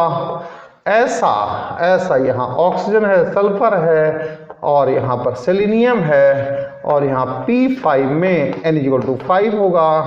यहाँ पर अब देखिए टेल्यूरियम होगा, अब पोलोनियम पर शायद है नहीं है पोलोनियम, वैसे भी रेडियो एक्टिव होता है, तो यहाँ पर ये n = 5 है दोस्तों, ये 5th सेल का यूज करके 5th सेल का यूज करेगा और H2Te बनाएगा, तो इसका 5th सेल होगा, और 5th सेल के बाद इसका फर्स्ट सेल होगा, फर्स्ट सेल होगा, ऐसे ही ये H2SC बनाएगा, ये फर्स्ट सेल होगा, ऐसे ये H2S बनाएगा, ये फर्स्ट सेल होगा, ऐसे H2O बनाएगा, ये फर्स्ट सेल होगा, ये दोस्तों 2 सेल होगा, ये 3 सेल होगा, ये दोस्तों 4th सेल होगा, ऐसा कुछ सिस्टम आएगा। तो जब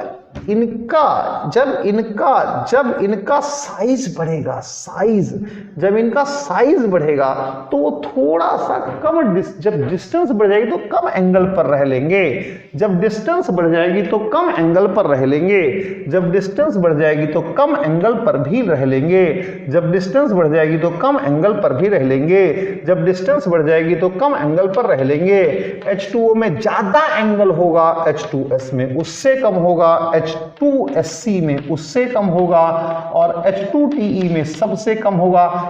जब डिस्टेंस बढ़ जाएगी तो कम एंगल पर भी रह लेंगे, जब डिस्टेंस बढ़ जाएगी तो कम एंगल पर भी रह लेंगे। अब चलते हैं दोस्तों 1, ये कौन सा था, हाँ ये हो गया। अब चलते हैं दोस्तों 130 पर, देखते हैं कि 130 क्या कहता है। 130 पर चलते हैं दोस्तों। The compound MX4 is tetrahedral. ठीक है जी, ये क्वेश्चन अच्छा है, बहुत अच्छा क्वेश्चन है, बहुत बढ़िया क्वेश्चन है, बहुत अच्छा क्वेश्चन है। 130 पर चलते हैं दोस्तों, देखते हैं 130 क्या कहता है। अरे दोस्तों देखो, C है और H है, यहाँ पर H है, यहाँ पर H है, यहाँ पर H है। जरा थोड़ा समझिएगा, इसे मैं 1 ले लेता हूँ, इसे 2 ले लेता हूँ, इसे 3 ले लेता हूँ, इसे 4 ले लेता हूँ, तो हमें कितने एंगल हैं वो निकालने हैं। देखो दोस्तों, ये 3D है, ये क्या है दोस्तों 3D है, ये 3D है, 3 डायमेंशनल है। ये दोस्तों क्या है 3 डायमेंशनल है। ये टेट्राहेड्रल है, ये दोस्तों क्या है टेट्राहेड्रल ज्योमेट्री है।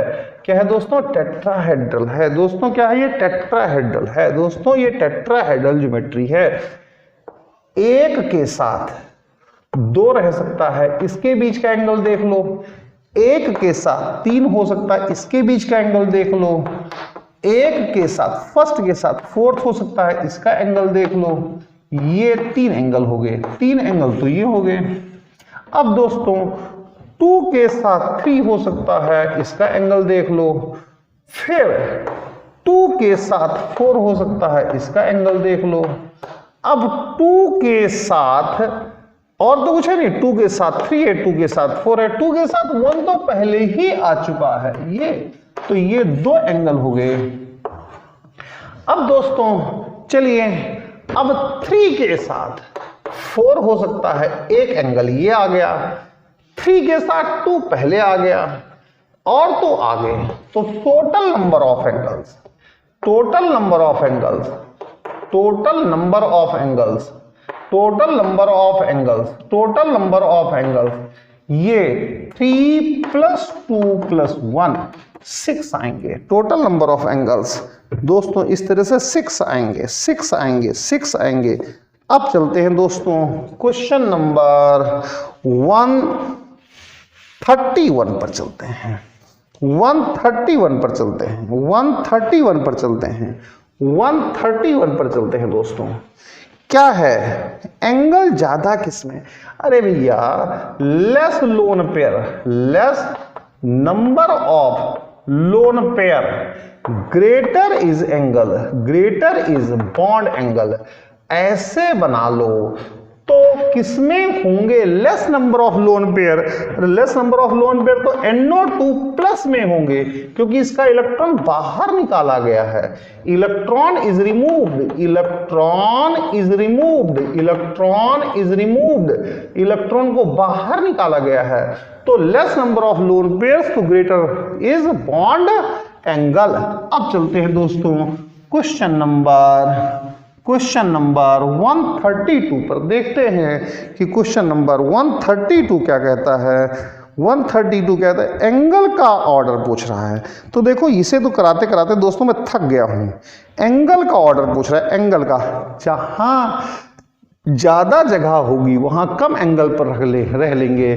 तो 132 के लिए ग्रेटर इज साइज, यानी N1 + N2 की वैल्यू इज ग्रेटर, ग्रेटर अगर हो जाए, ग्रेटर हो जाए तो बॉन्ड एंगल कम हो जाएगा, यानी कि बॉन्ड एंगल जो है वो इनवर्सली प्रोपोर्शनल हो गया N1 + N2 के। बॉन्ड एंगल इनवर्सली प्रोपोर्शनल हो गया N1 + N2 के। इसको आप कर लीजिएगा।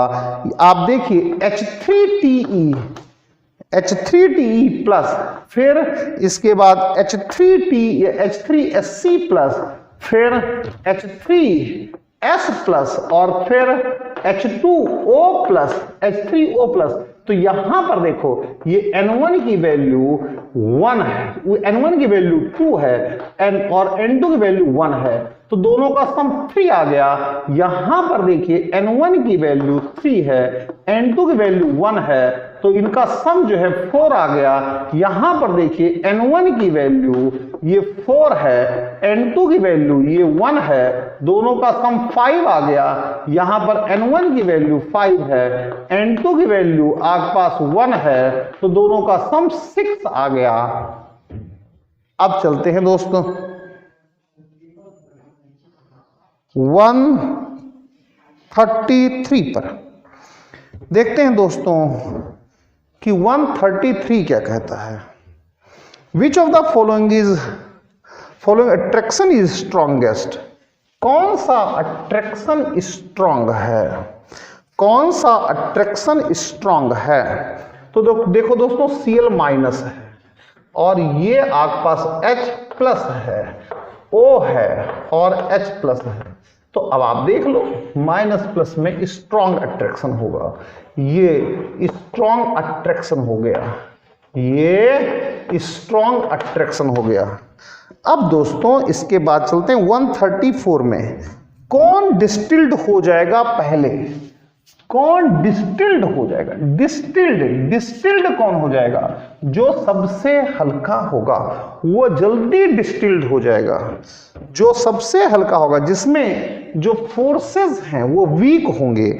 134 में क्या जो वीक होगा, जो वीक होगा, फोर्सेस वीक होने चाहिए, फोर्सेस वीक होने चाहिए, और क्या होगा, लाइट है, लो मोलर मास होना चाहिए, लो मोलर मास होना चाहिए, और क्या लेस सरफेस एरिया होना चाहिए, जिसका ये कम होगा, लेस सरफेस एरिया, वो बहुत जल्दी डिस्टिल होगा।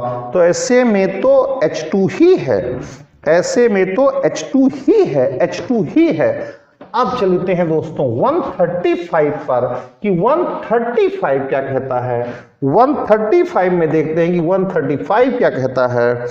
The molecular size of ICl and Br2 is approximately same but boiling point, भाई देखो ICl जो है इसमें इस पर माइनस है, इस पर प्लस है, इसका मतलब इसमें डाइपोल अट्रैक्शन होगा, डाइपोल अट्रैक्शन होगा, जिसमें डाइपोल अट्रैक्शन होगा उसका बॉइलिंग पॉइंट ज्यादा होगा, ये इसका बॉइलिंग पॉइंट ज्यादा कर देगा।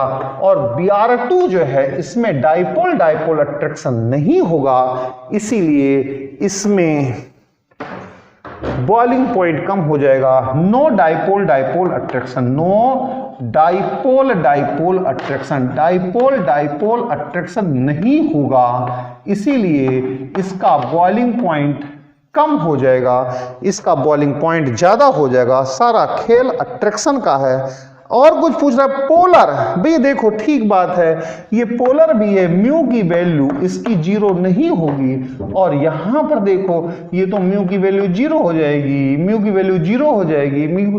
इंस्टेंट डाइपोल्स हो सकते हैं डेवलप हो जाए, लेकिन परमानेंट डाइपोल्स नहीं होंगे।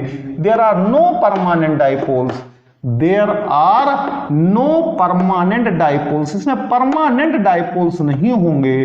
There are no permanent dipoles, इसमें परमानेंट डाइपोल्स नहीं होंगे। 36 क्वेश्चन नंबर 136 पर चलते हैं। Which of the following order of molecular force of attraction among the given species, जो मोलिकुलर फोर्स ऑफ अट्रैक्शन होगा, आप देखो ये पार्शियल प्लस, ये पार्शियल माइनस, ये पार्शियल माइनस, तो इसमें तो देखो हाइड्रोजन बॉन्ड होगा। हाइड्रोजन बॉन्ड जो है सबसे strong secondary molecular force of attraction होता है, तो इसमें तो हाइड्रोजन बॉन्ड होगा। इसके बाद जो होगा वो OBr होगा, OBr। रीजन क्या है, देखो इसकी जो इलेक्ट्रोनेगेटिविटी है ऑक्सीजन की ये 3.5 है और इसकी जो इलेक्ट्रोनेगेटिविटी है वो 2.8 है, 2.8 है। तो इस पर पार्शियल प्लस डेवलप होगा, इस पर पार्शियल माइनस डेवलप होगा। ऐसा कुछ सिस्टम बन करके सामने आएगा, ऐसा कुछ सिस्टम बन करके सामने आएगा। उसके बाद क्या है, आपके पास OCH3 है, क्या है, OCH3 है, OCH3। अब यहां पर O है, यहां CH3, ये CH3 है दोस्तों और यहां पर CH3 है। इनफैक्ट आप इसे भी थोड़ा सा एक्सपेंड कर ही लो, इस तरीके से कर लो, और ये CH3 है, इस तरीके से कर लो। अब आप इस पर देखो, इस पर जो इलेक्ट्रोनेगेटिविटी है वो इलेक्ट्रोनेगेटिविटी 3.5 है और इसकी इलेक्ट्रोनेगेटिविटी जो है, इसकी इलेक्ट्रोनेगेटिविटी 2.5 है। तो देख लीजिए कि चार्जेस कहां पर ज्यादा आएंगे, ये माइनस हो जाएगा, ये प्लस हो जाएगा। चार्जेस कहां पर ज्यादा आएंगे वही ऑर्डर हो जाएगा। तो अब आप देखिए इसमें जो है ये 2.8 है, ये 2.5 है, तो यहां पर लेस चार्जेस आएंगे, यहां पर ज्यादा चार्जेस आएंगे। ये मोलिकुलर फोर्स ऑफ अट्रैक्शन का दोस्तों ऑर्डर आ जाएगा। तो आपको इलेक्ट्रोनेगेटिविटी का काफी हद तक ध्यान रखना है, वो नॉलेज होनी चाहिए आपको। एक छोटी सी बात मैं आपको और बताना पसंद करूंगा यहाँ पर कि ये जो इस्तेमाल करता है, ये फोर्थ पीरियड का इस्तेमाल करता है, यानी फोर्थ सेल का इस्तेमाल करता है बॉन्डिंग के लिए। और जो कार्बन इस्तेमाल करता है, कार्बन ये इस्तेमाल करता है सेकेंड सेल का इस्तेमाल करता है बॉन्डिंग के लिए। ये जो इस्तेमाल करता है ऑक्सीजन, ये भी सेकेंड सेल का इस्तेमाल करता है, ये भी सेकेंड सेल का इस्तेमाल करता है, और ये भी सेकेंड सेल का इस्तेमाल करता है। ये सेकेंड सेल का इस्तेमाल करता है, सेकेंड सेल का इस्तेमाल करता है। तो दोस्तों ये देखो, इसकी बॉन्डिंग क्या होगी, उतनी इसकी बॉन्डिंग क्या होगी, कमजोर होगी, इसकी बॉन्डिंग मजबूत होगी। मैंने आपको बताया था डिफरेंस ये सेकंड का है और ये फोर्थ का है, तो इसकी बॉन्डिंग जो है थोड़ी, और यहां तो खैर कुछ है ही नहीं, यहां तो अनडाउटली किंग है, ये हाइड्रोजन बॉन्डिंग किंग होता है मोलिकुलर फोर्स ऑफ अट्रैक्शन का। Hydrogen bond is king of molecular force of attraction. ये तो किंग है मोलिकुलर फोर्स ऑफ अट्रैक्शन का, ये राजा है, इसमें कहीं कोई दिक्कत नहीं है। ये मोलिकुलर फोर्स ऑफ अट्रैक्शन का हाइड्रोजन तो राजा है, तो राजा को तो अलग कर दो, राजा को छांट करके राजा को सेपरेट कर दो, फिर यहां पर डिफरेंस ऑफ इलेक्ट्रोनेगेटिविटी देख लो, तो यहां पर डिफरेंस ऑफ इलेक्ट्रोनेगेटिविटी काफी आएगा। साथ में इस बॉन्ड की ताकत देख लो, बॉन्ड की ताकत देखो कितना मजबूत बॉन्ड है। तो बॉन्ड की ताकत जो है, बॉन्ड की मजबूती जो है, वो बॉन्ड स्ट्रेंथ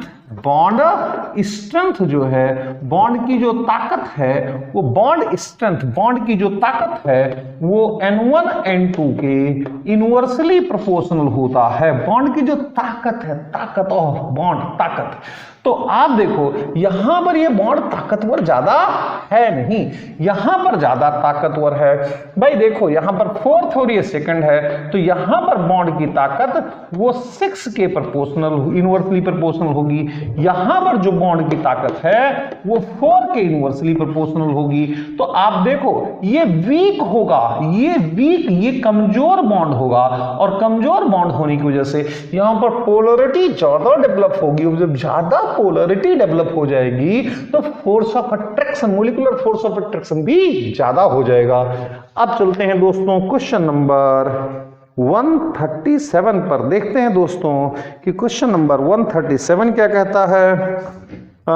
नॉट करेक्ट और वाटर बिकॉज हाई सोल, ये not collected, which gas should not be collected, किस गैस को पानी के ऊपर कलेक्ट नहीं किया जाता, किस गैस को पानी के ऊपर कलेक्ट नहीं किया जाता।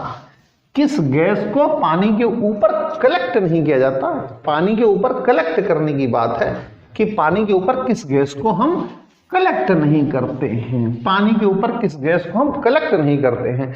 एक्चुअली इसका मामला सारा कुछ ऐसा होता है, यहां पर दोस्तों पानी भर देते हैं, यहां पर पानी भर देते हैं और इसमें जो है एक इस तरह का हम फ्लास्क ऐसे करके कुछ लगा देते हैं इस तरह से। ये एम्प्टी फ्लास्क है, इसमें कुछ होता हुआ था नहीं है, और यहां से हम गैस को पास करते हैं ऐसे, आप समझिए ए ऐसे ऐसे, इस तरीके से हम गैस को यहां से लाते हैं, कहीं से भी लाते हैं, यहां से गैस को लाते हैं। तो ये वाटर भरा हुआ है, ये पानी भरा हुआ है, यहां से गैस को लाते हैं, इसे कहते हैं कलेक्शन, इसे कहते हैं collection of gas over water, इसे कहते हैं collection of gas over water. तो इसे कहते हैं collection of gas over water. किसको हम कलेक्ट नहीं करेंगे? भैया देखो, गैस को तो गैस रखना है ना। नाइट्रोजन जो है पानी में सोल्यूबल नहीं होती, नाइट्रोजन पानी में सोल्यूबल नहीं होती। जो गैस सोल्यूबल नहीं है उसे कलेक्ट किया जाएगा। तो gas which is not soluble, gas which is not soluble, which is not soluble in water, in water is collected over water, over water. जो सोल्यूबल नहीं है उसे कलेक्ट करेंगे।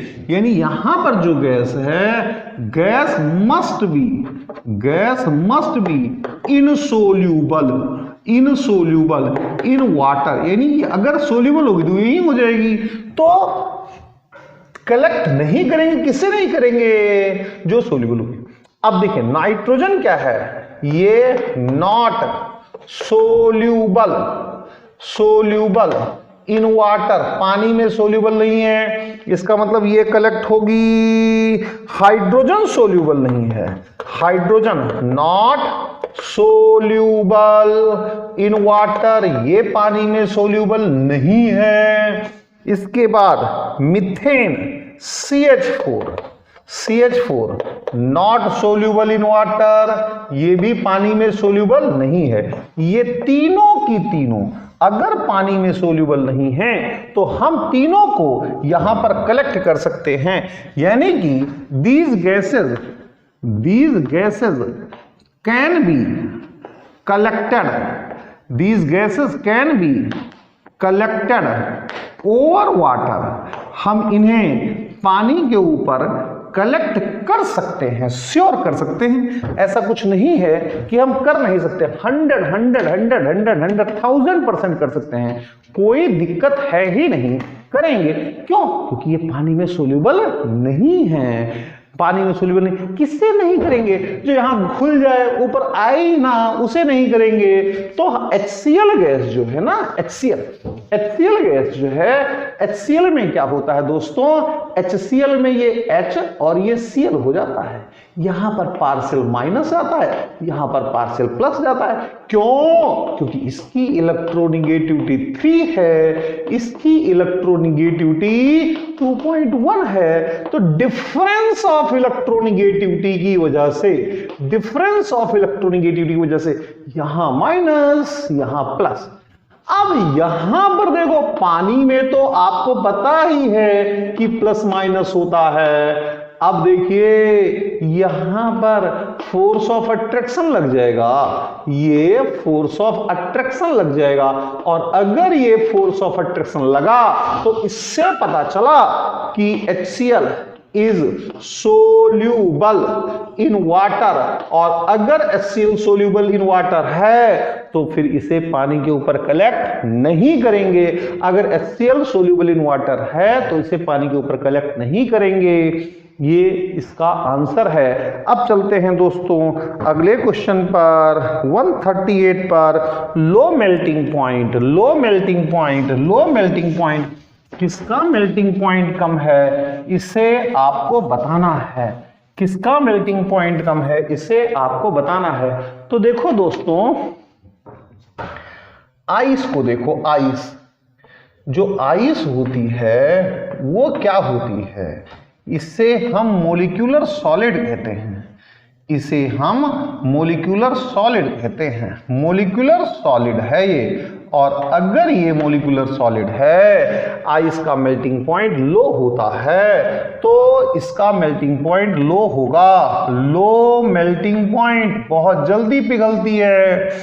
अब आप और देख लीजिए, आयनिक सॉलिड, ये तो एक एग्जांपल बताया है, एक और दिया है आयनिक सॉलिड, NaCl, ये आयनिक सॉलिड है, आयनिक सॉलिड है। इस आयनिक सॉलिड में बहुत ही स्ट्रॉन्ग कूलम्बिक फोर्सेस होते हैं, बहुत ही स्ट्रॉन्ग कूलम्बिक फोर्सेस होते हैं, इसमें स्ट्रॉन्ग कूलम्बिक फोर्सेस हैं, इसमें स्ट्रॉन्ग कूलम्बिक फोर्सेस हैं। और अगर इसमें स्ट्रॉन्ग कूलम्ब, इसमें क्या होता है, इसमें तो हाइड्रोजन बॉन्ड होता है, इसमें हाइड्रोजन बॉन्ड होता है, इसमें हाइड्रोजन बॉन्ड होता है, जल्दी टूटता है। स्ट्रॉन्ग कूलम्बिक फोर्सेस हैं, जल्दी नहीं टूटते हैं, जल्दी नहीं टूटते हैं।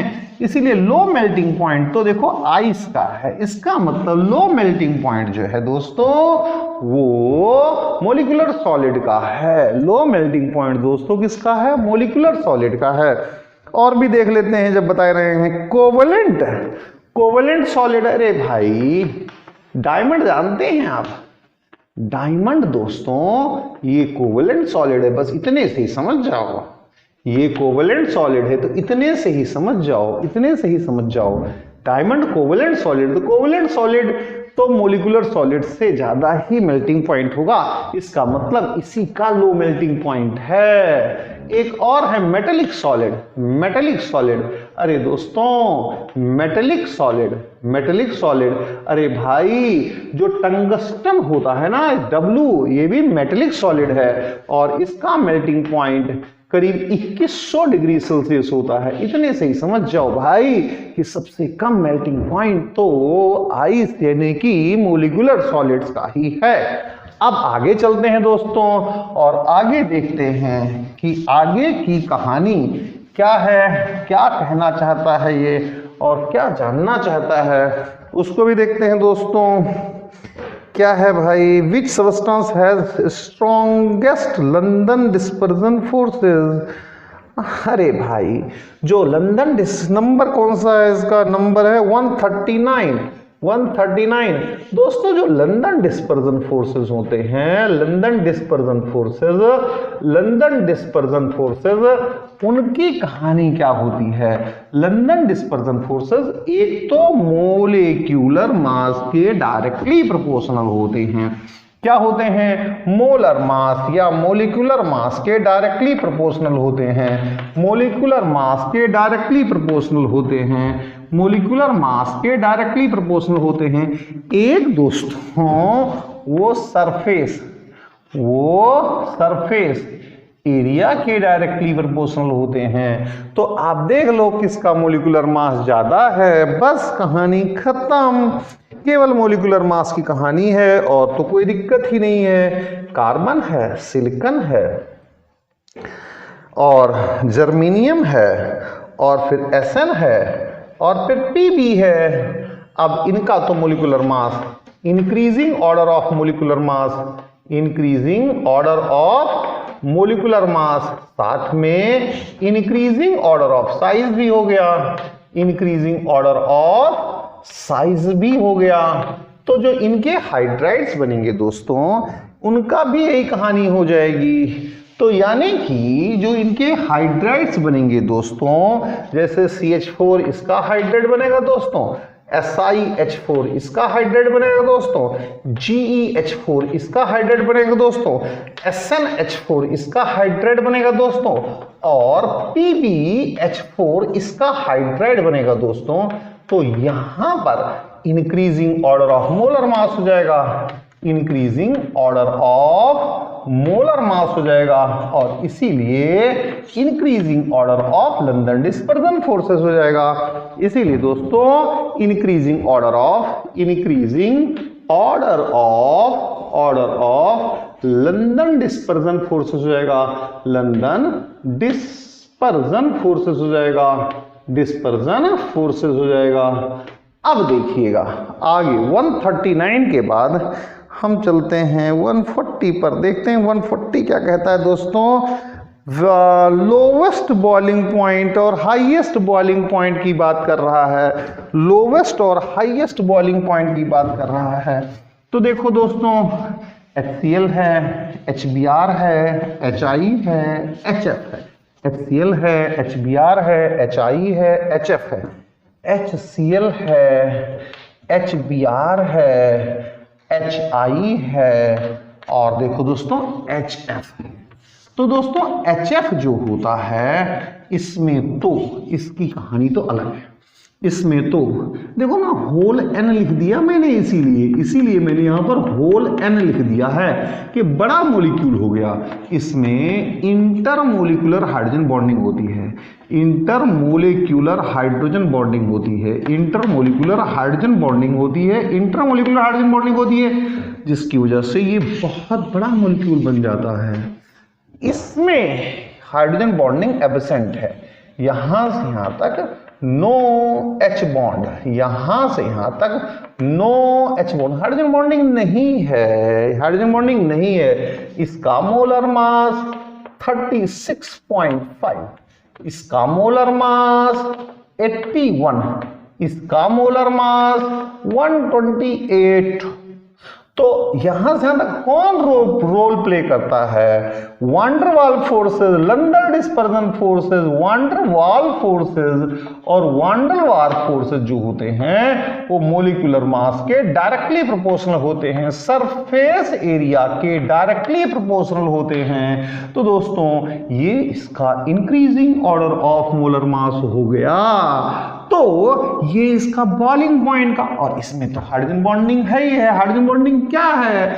हाइड्रोजन बॉन्डिंग किंग है, हाइड्रोजन बॉन्डिंग इज किंग, ये किंग है। तो राजा को तो अलग कर दो, प्रजा को अलग कर दो, प्रजा में मोलर मास देख लो, ये इसका ऑर्डर ऑफ बॉइलिंग पॉइंट हो गया, ये इसका ऑर्डर ऑफ बॉइलिंग पॉइंट हो गया, ये इसका ऑर्डर ऑफ बॉइलिंग पॉइंट हो गया दोस्तों। अब चलते हैं दोस्तों, आगे बढ़ते हैं, क्या होगा 141 पर चलते हैं दोस्तों।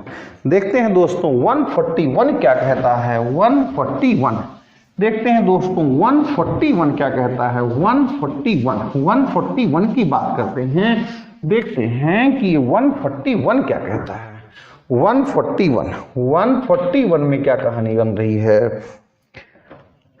सिलिकॉन है, इसके बाद दोस्तों KCl है, इनको सबको मेल्टिंग पॉइंट के करेक्ट ऑर्डर में अरेंज करना है। तो C2H6 है दोस्तों, C2H6 को देखो, इसमें तो लंदन डिस्पर्जन फोर्सेस होगा, लंदन डिस्पर्जन फोर्सेस होगा। डिस्पर्जन फोर्सेस हैं, बहुत वीक होते हैं, बड़े ही कमजोर होते हैं, very weak, very very weak, बहुत ही कमजोर होते हैं, बहुत ही वीक होते हैं। और इसके बाद CH3OH है, CH3OH में दोस्तों हाइड्रोजन बॉन्डिंग है, हाइड्रोजन बॉन्डिंग है, हाइड्रोजन बॉन्डिंग। तो देखो सेकेंडरी फोर्सेस, मोलिकुलर फोर्सेस का राजा है, king of molecular forces, king of secondary forces. Secondary forces जितने हैं, सेकेंडरी फोर्सेस उनका राजा है, उनका राजा है। तो देखो इसमें तो हम सेकेंडरी फोर्सेस से फैसला कर लिया, हमने यहां पर सेकेंडरी फोर्सेस से फैसला कर लिया। अब आगे क्या है दोस्तों, KCl है, KCl है, K plus Cl minus, K plus Cl minus, ये आयनिक बॉन्ड है, आयनिक बॉन्ड है, यानी कि इसकी जो लैटिस बनेगी वो आयनिक लैटिस होगी, इसकी लैटिस बनेगी वो आयनिक लैटिस होगी। और जो सिलिकॉन होता है ना दोस्तों, सिलिकॉन, सिलिकॉन, ये सिलिकॉन ये कुछ ऐसे जुड़ा होता है, सिलिकॉन बहुत सारे ऐसे जुड़े होते हैं, silicon silicon silicon silicon silicon silicon silicon silicon silicon ऐसे जुड़े होते हैं। तो दोस्तों ये जो है ये कोवलेंट लैटिस है, जैसी की लैटिस डायमंड में होती है। कोवलेंट लैटिस बहुत मजबूत लैटिस होती है, बहुत मजबूत लैटिस होती है।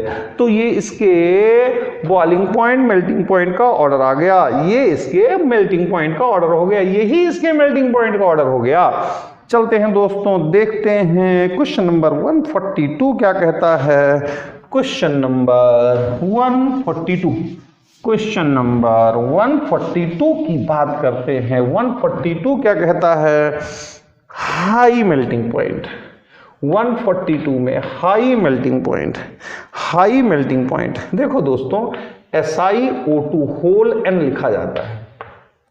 भैया रेत है, सैंड है, रेत है, बालू है, ये रेत बालू सैंड है, बस इतना समझ लो। इसका मेल्टिंग पॉइंट कितना ज्यादा होता है, बहुत होता है, और ये 3D लैटिस बनाता है, 3D लैटिस बनाता है। बहुत जबरदस्त कोवलेंट लैटिस होती है, बहुत जबरदस्त कोवलेंट लैटिस होती है। कार्बन एंड इट्स कंपाउंड में, कार्बन कंपाउंड में इसे पढ़ाया जाता है। ग्रुप 14 में पी ब्लॉक में इसे बहुत जबरदस्त तरीके से पढ़ाया जाता है।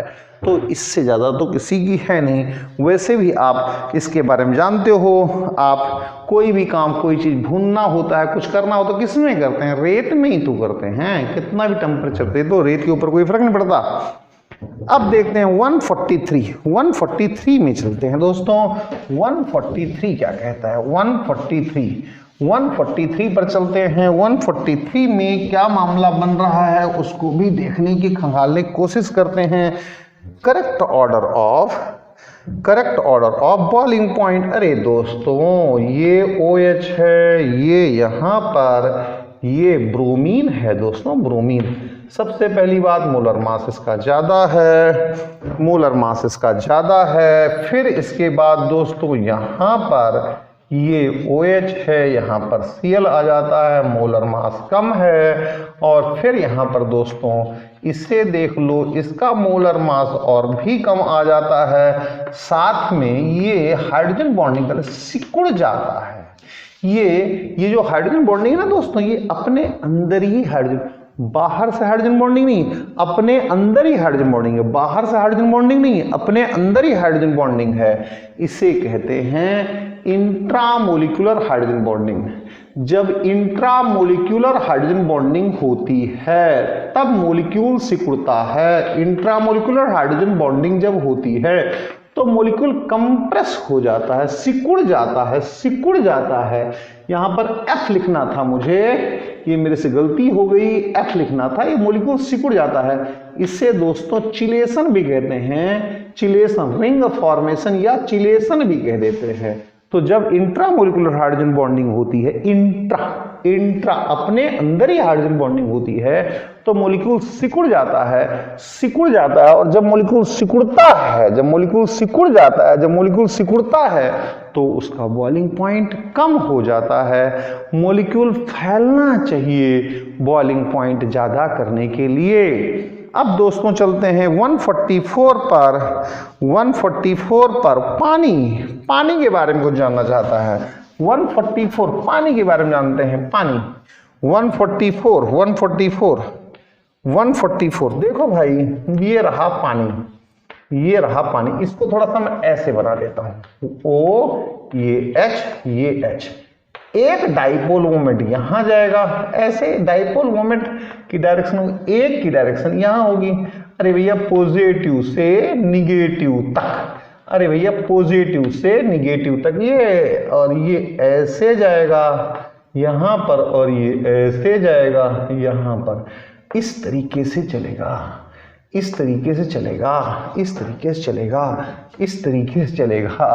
तो आप देखो, इसका तो डाइपोल मोमेंट कभी जीरो हो नहीं सकता, अरे इसका तो रिजल्टेंट बनेगा, ऊपर की तरफ जाएगा। अब ठीक है, the molecule can act as base, हाँ बेस की तरह काम करता है।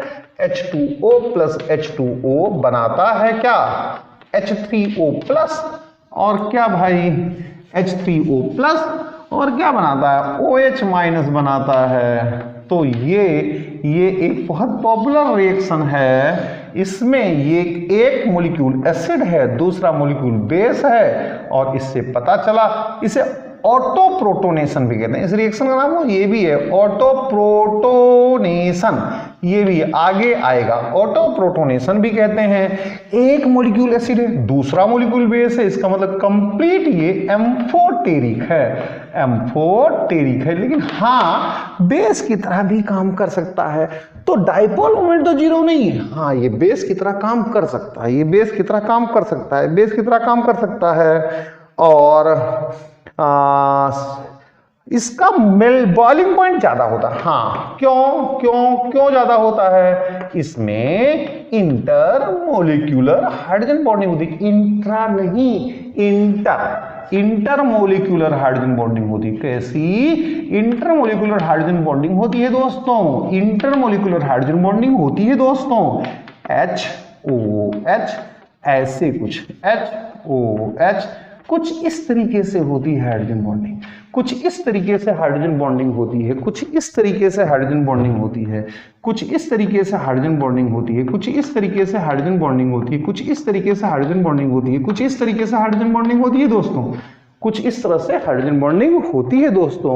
ये इंटरमोलिकुलर हाइड्रोजन बॉन्डिंग हो जाती है, और मॉलिक्यूल की शेप जो है वो बेंट होती है। तो इसका इनकरेक्ट जो है वो ए वाला है।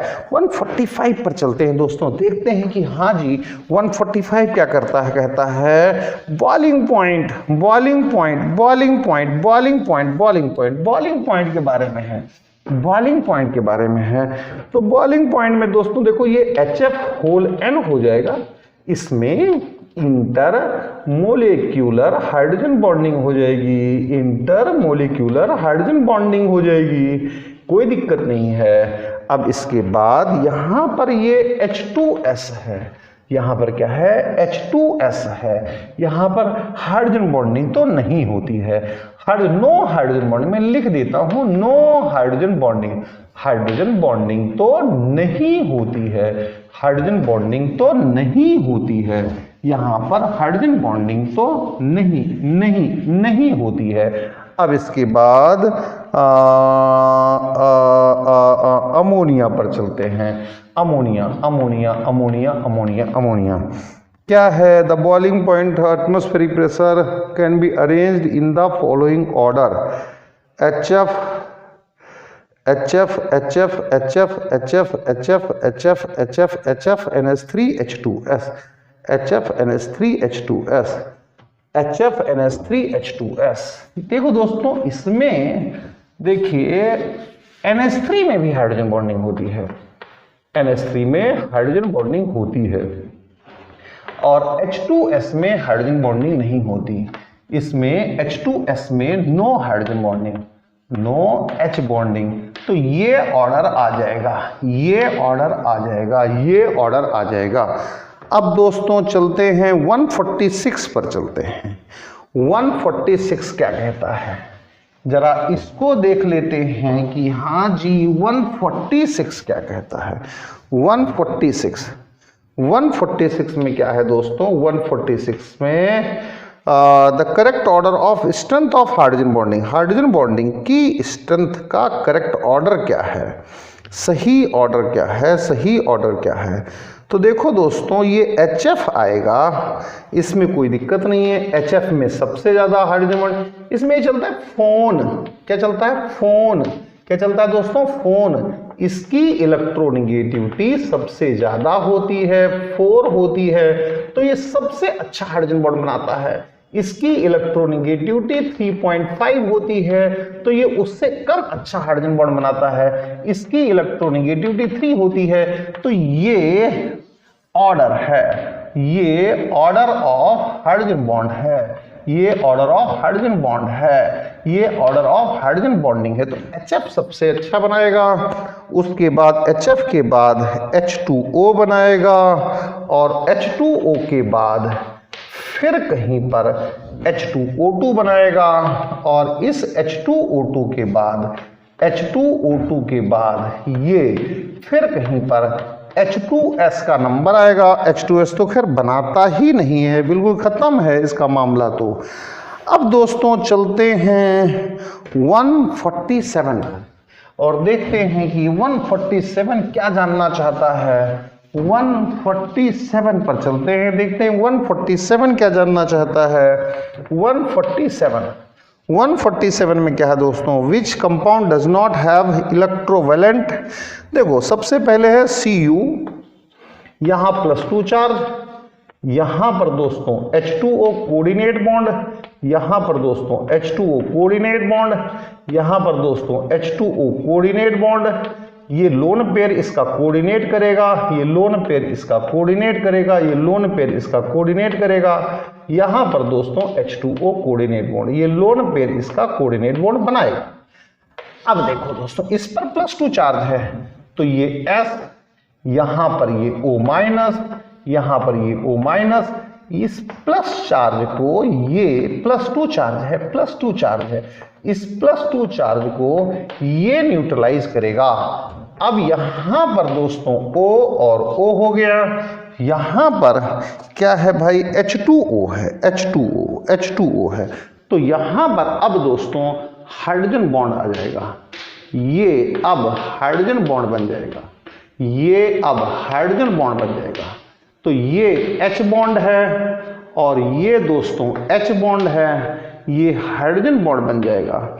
यहाँ पर इसके और इसके बीच में ये आयनिक बॉन्ड आ गया, इसके बीच में ये आयनिक बॉन्ड आ गया, ये हाइड्रोजन बॉन्ड बन जाएगा।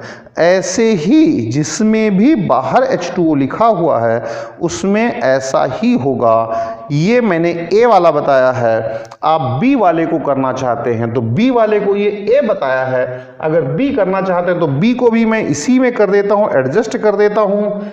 B में ऐसा हो जाएगा दोस्तों, यहाँ पर Zn आ जाएगा, Zn+2 और यहाँ पर पानी के 2 मॉलिक्यूल्स और हो जाएंगे, ये हो जाएगा और फिर वही सिस्टम बन जाएगा।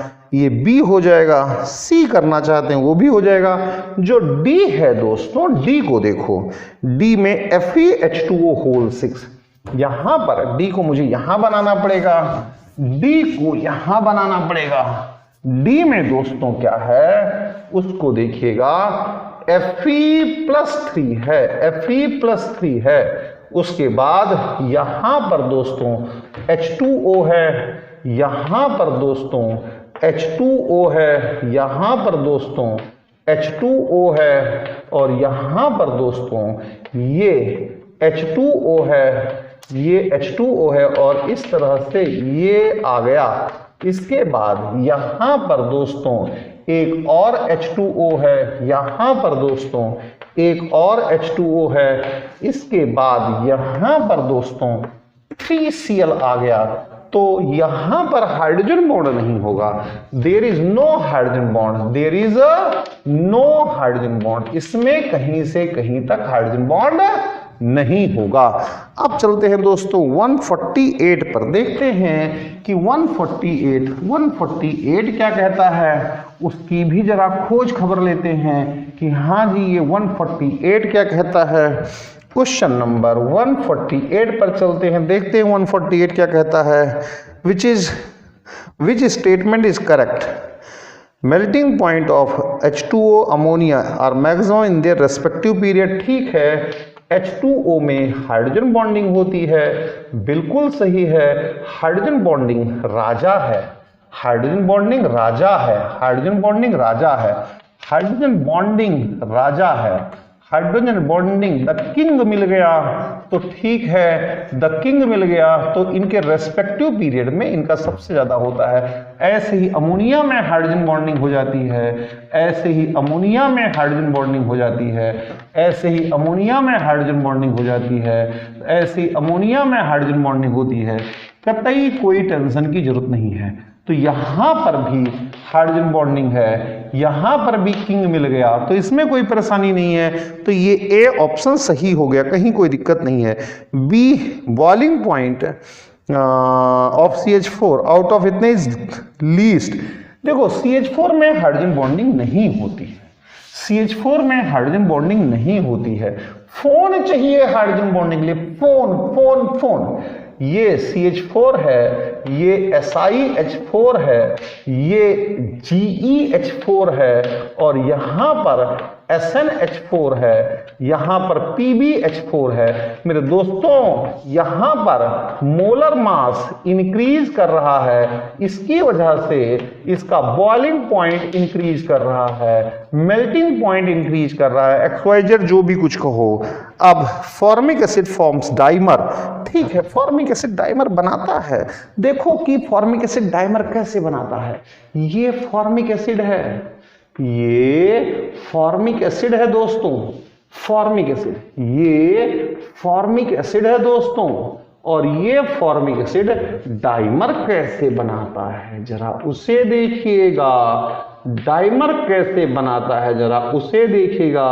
ये दोस्तों डाइमर बनाने की कहानी है, ये डाइमर बनाने की कहानी है। HCOOH का होल ट्वाइस इसके बनने की कहानी है। तो इसमें सभी चीजें करेक्ट हैं, सभी चीजें करेक्ट हैं। 149 पर चलते हैं। 149 में देखते हैं which of the following molecules expected to exhibit intermolecular hydrogen bonding. Intermolecular hydrogen bonding बोलो, इंटरमोलिकुलर हाइड्रोजन बॉन्डिंग बोलो भाई, इंटरमोलिकुलर हाइड्रोजन बॉन्डिंग। 149 में देखते हैं इंटरमोलिकुलर हाइड्रोजन बॉन्डिंग कहां होगी। एसिटिक एसिड पक्का अभी बना हुआ है, एसिटिक एसिड पक्का अभी तो देखो ना बोर्ड पर बना हुआ है, वही फिगर बनानी है। ये लो हाइड्रोजन बॉन्डिंग हो गई, इंटरमोलिकुलर हो गई, इंटर मोलेक्यूलर हो गई, हाइड्रोजन बॉन्डिंग डाइमर बन गया। आगे आगे मेटा नाइट्रोफिनॉल, ये रहा मेटा नाइट्रोफिनॉल, ये रहा मेटा नाइट्रोफिनॉल, ये रहा मेटा नाइट्रोफिनॉल। बना दो हाइड्रोजन बॉन्डिंग, क्या फर्क पड़ता है भाई, इसे थोड़ा सा नीचे खिसका करके आप हाइड्रोजन बॉन्डिंग बना दीजिए। मेटा नाइट्रोफिनॉल, मेटा नाइट्रोफिनॉल, इसे इस तरह से करके बना दीजिए मेटा नाइट्रोफिनॉल। यहाँ पर ये OH है, यहाँ हाइड्रोजन बॉन्डिंग हो गई, हाइड्रोजन बॉन्डिंग हो गई, हाइड्रोजन बॉन्डिंग हो गई, और इससे पोजीशन पर मेटा लगा दीजिएगा। फिर ये NO2 हो गया, आगे फिर हाइड्रोजन बॉन्डिंग करता रहेगा। ये मेटा नाइट्रोफिनॉल है, ये मेटा नाइट्रोफिनॉल है, इसमें हाइड्रोजन बॉन्डिंग हो गई। अगले को देखिए क्या है, आर्थोबोरिक एसिड। तो आर्थोबोरिक एसिड में भी हाइड्रोजन बॉन्डिंग होती है, इंटरमोलिकुलर हाइड्रोजन बॉन्डिंग हो जाती है। अब देखिए बच्चों 150 पर चलते हैं। Which of the following compound can form hydrogen bonding with each other. कौन कौन से आपस में हाइड्रोजन बॉन्डिंग बना सकते हैं। एसिटिक एसिड और पानी, एसिटिक एसिड और पानी। देखो ना ये आपके पास एसिटिक एसिड है, क्या ये हाइड्रोजन बॉन्डिंग बनाएगा? क्यों नहीं बनाएगा? लो लो लो, इसको इधर शो कर दो, ये बना देगा, क्यों नहीं बनाएगा? बड़ी सुंदर हाइड्रोजन बॉन्डिंग बनाएगा, हाइड्रोजन बॉन्डिंग में कोई दिक्कत नहीं है, बहुत अच्छी सी हाइड्रोजन बॉन्डिंग बनाएगा। तो हाइड्रोजन बॉन्डिंग इस तरह से बन जाएगी, हाइड्रोजन बॉन्डिंग इस तरह से बन जाएगी। हाइड्रोजन बॉन्डिंग में हालांकि थोड़ा सा मैं इसे और डिजाइन सा बना दूं, ये इस तरह से होगा, ये कहीं इस तरह से होगा, यहाँ पर CH3 होगा और ये इस तरह से पैक होगा, इस तरह से। हालांकि बहुत अच्छा डिजाइन जो बनाते हैं वो अच्छी तरह से बनाओ, इस तरह से हाइड्रोजन बॉन्डिंग ये हो जाएगी। इस तरह से बच्चों मैंने क्वेश्चन नंबर 150 तक करा दिया, इसका लेवल 1 पूरा हो गया। Thank you very much, thanks a lot.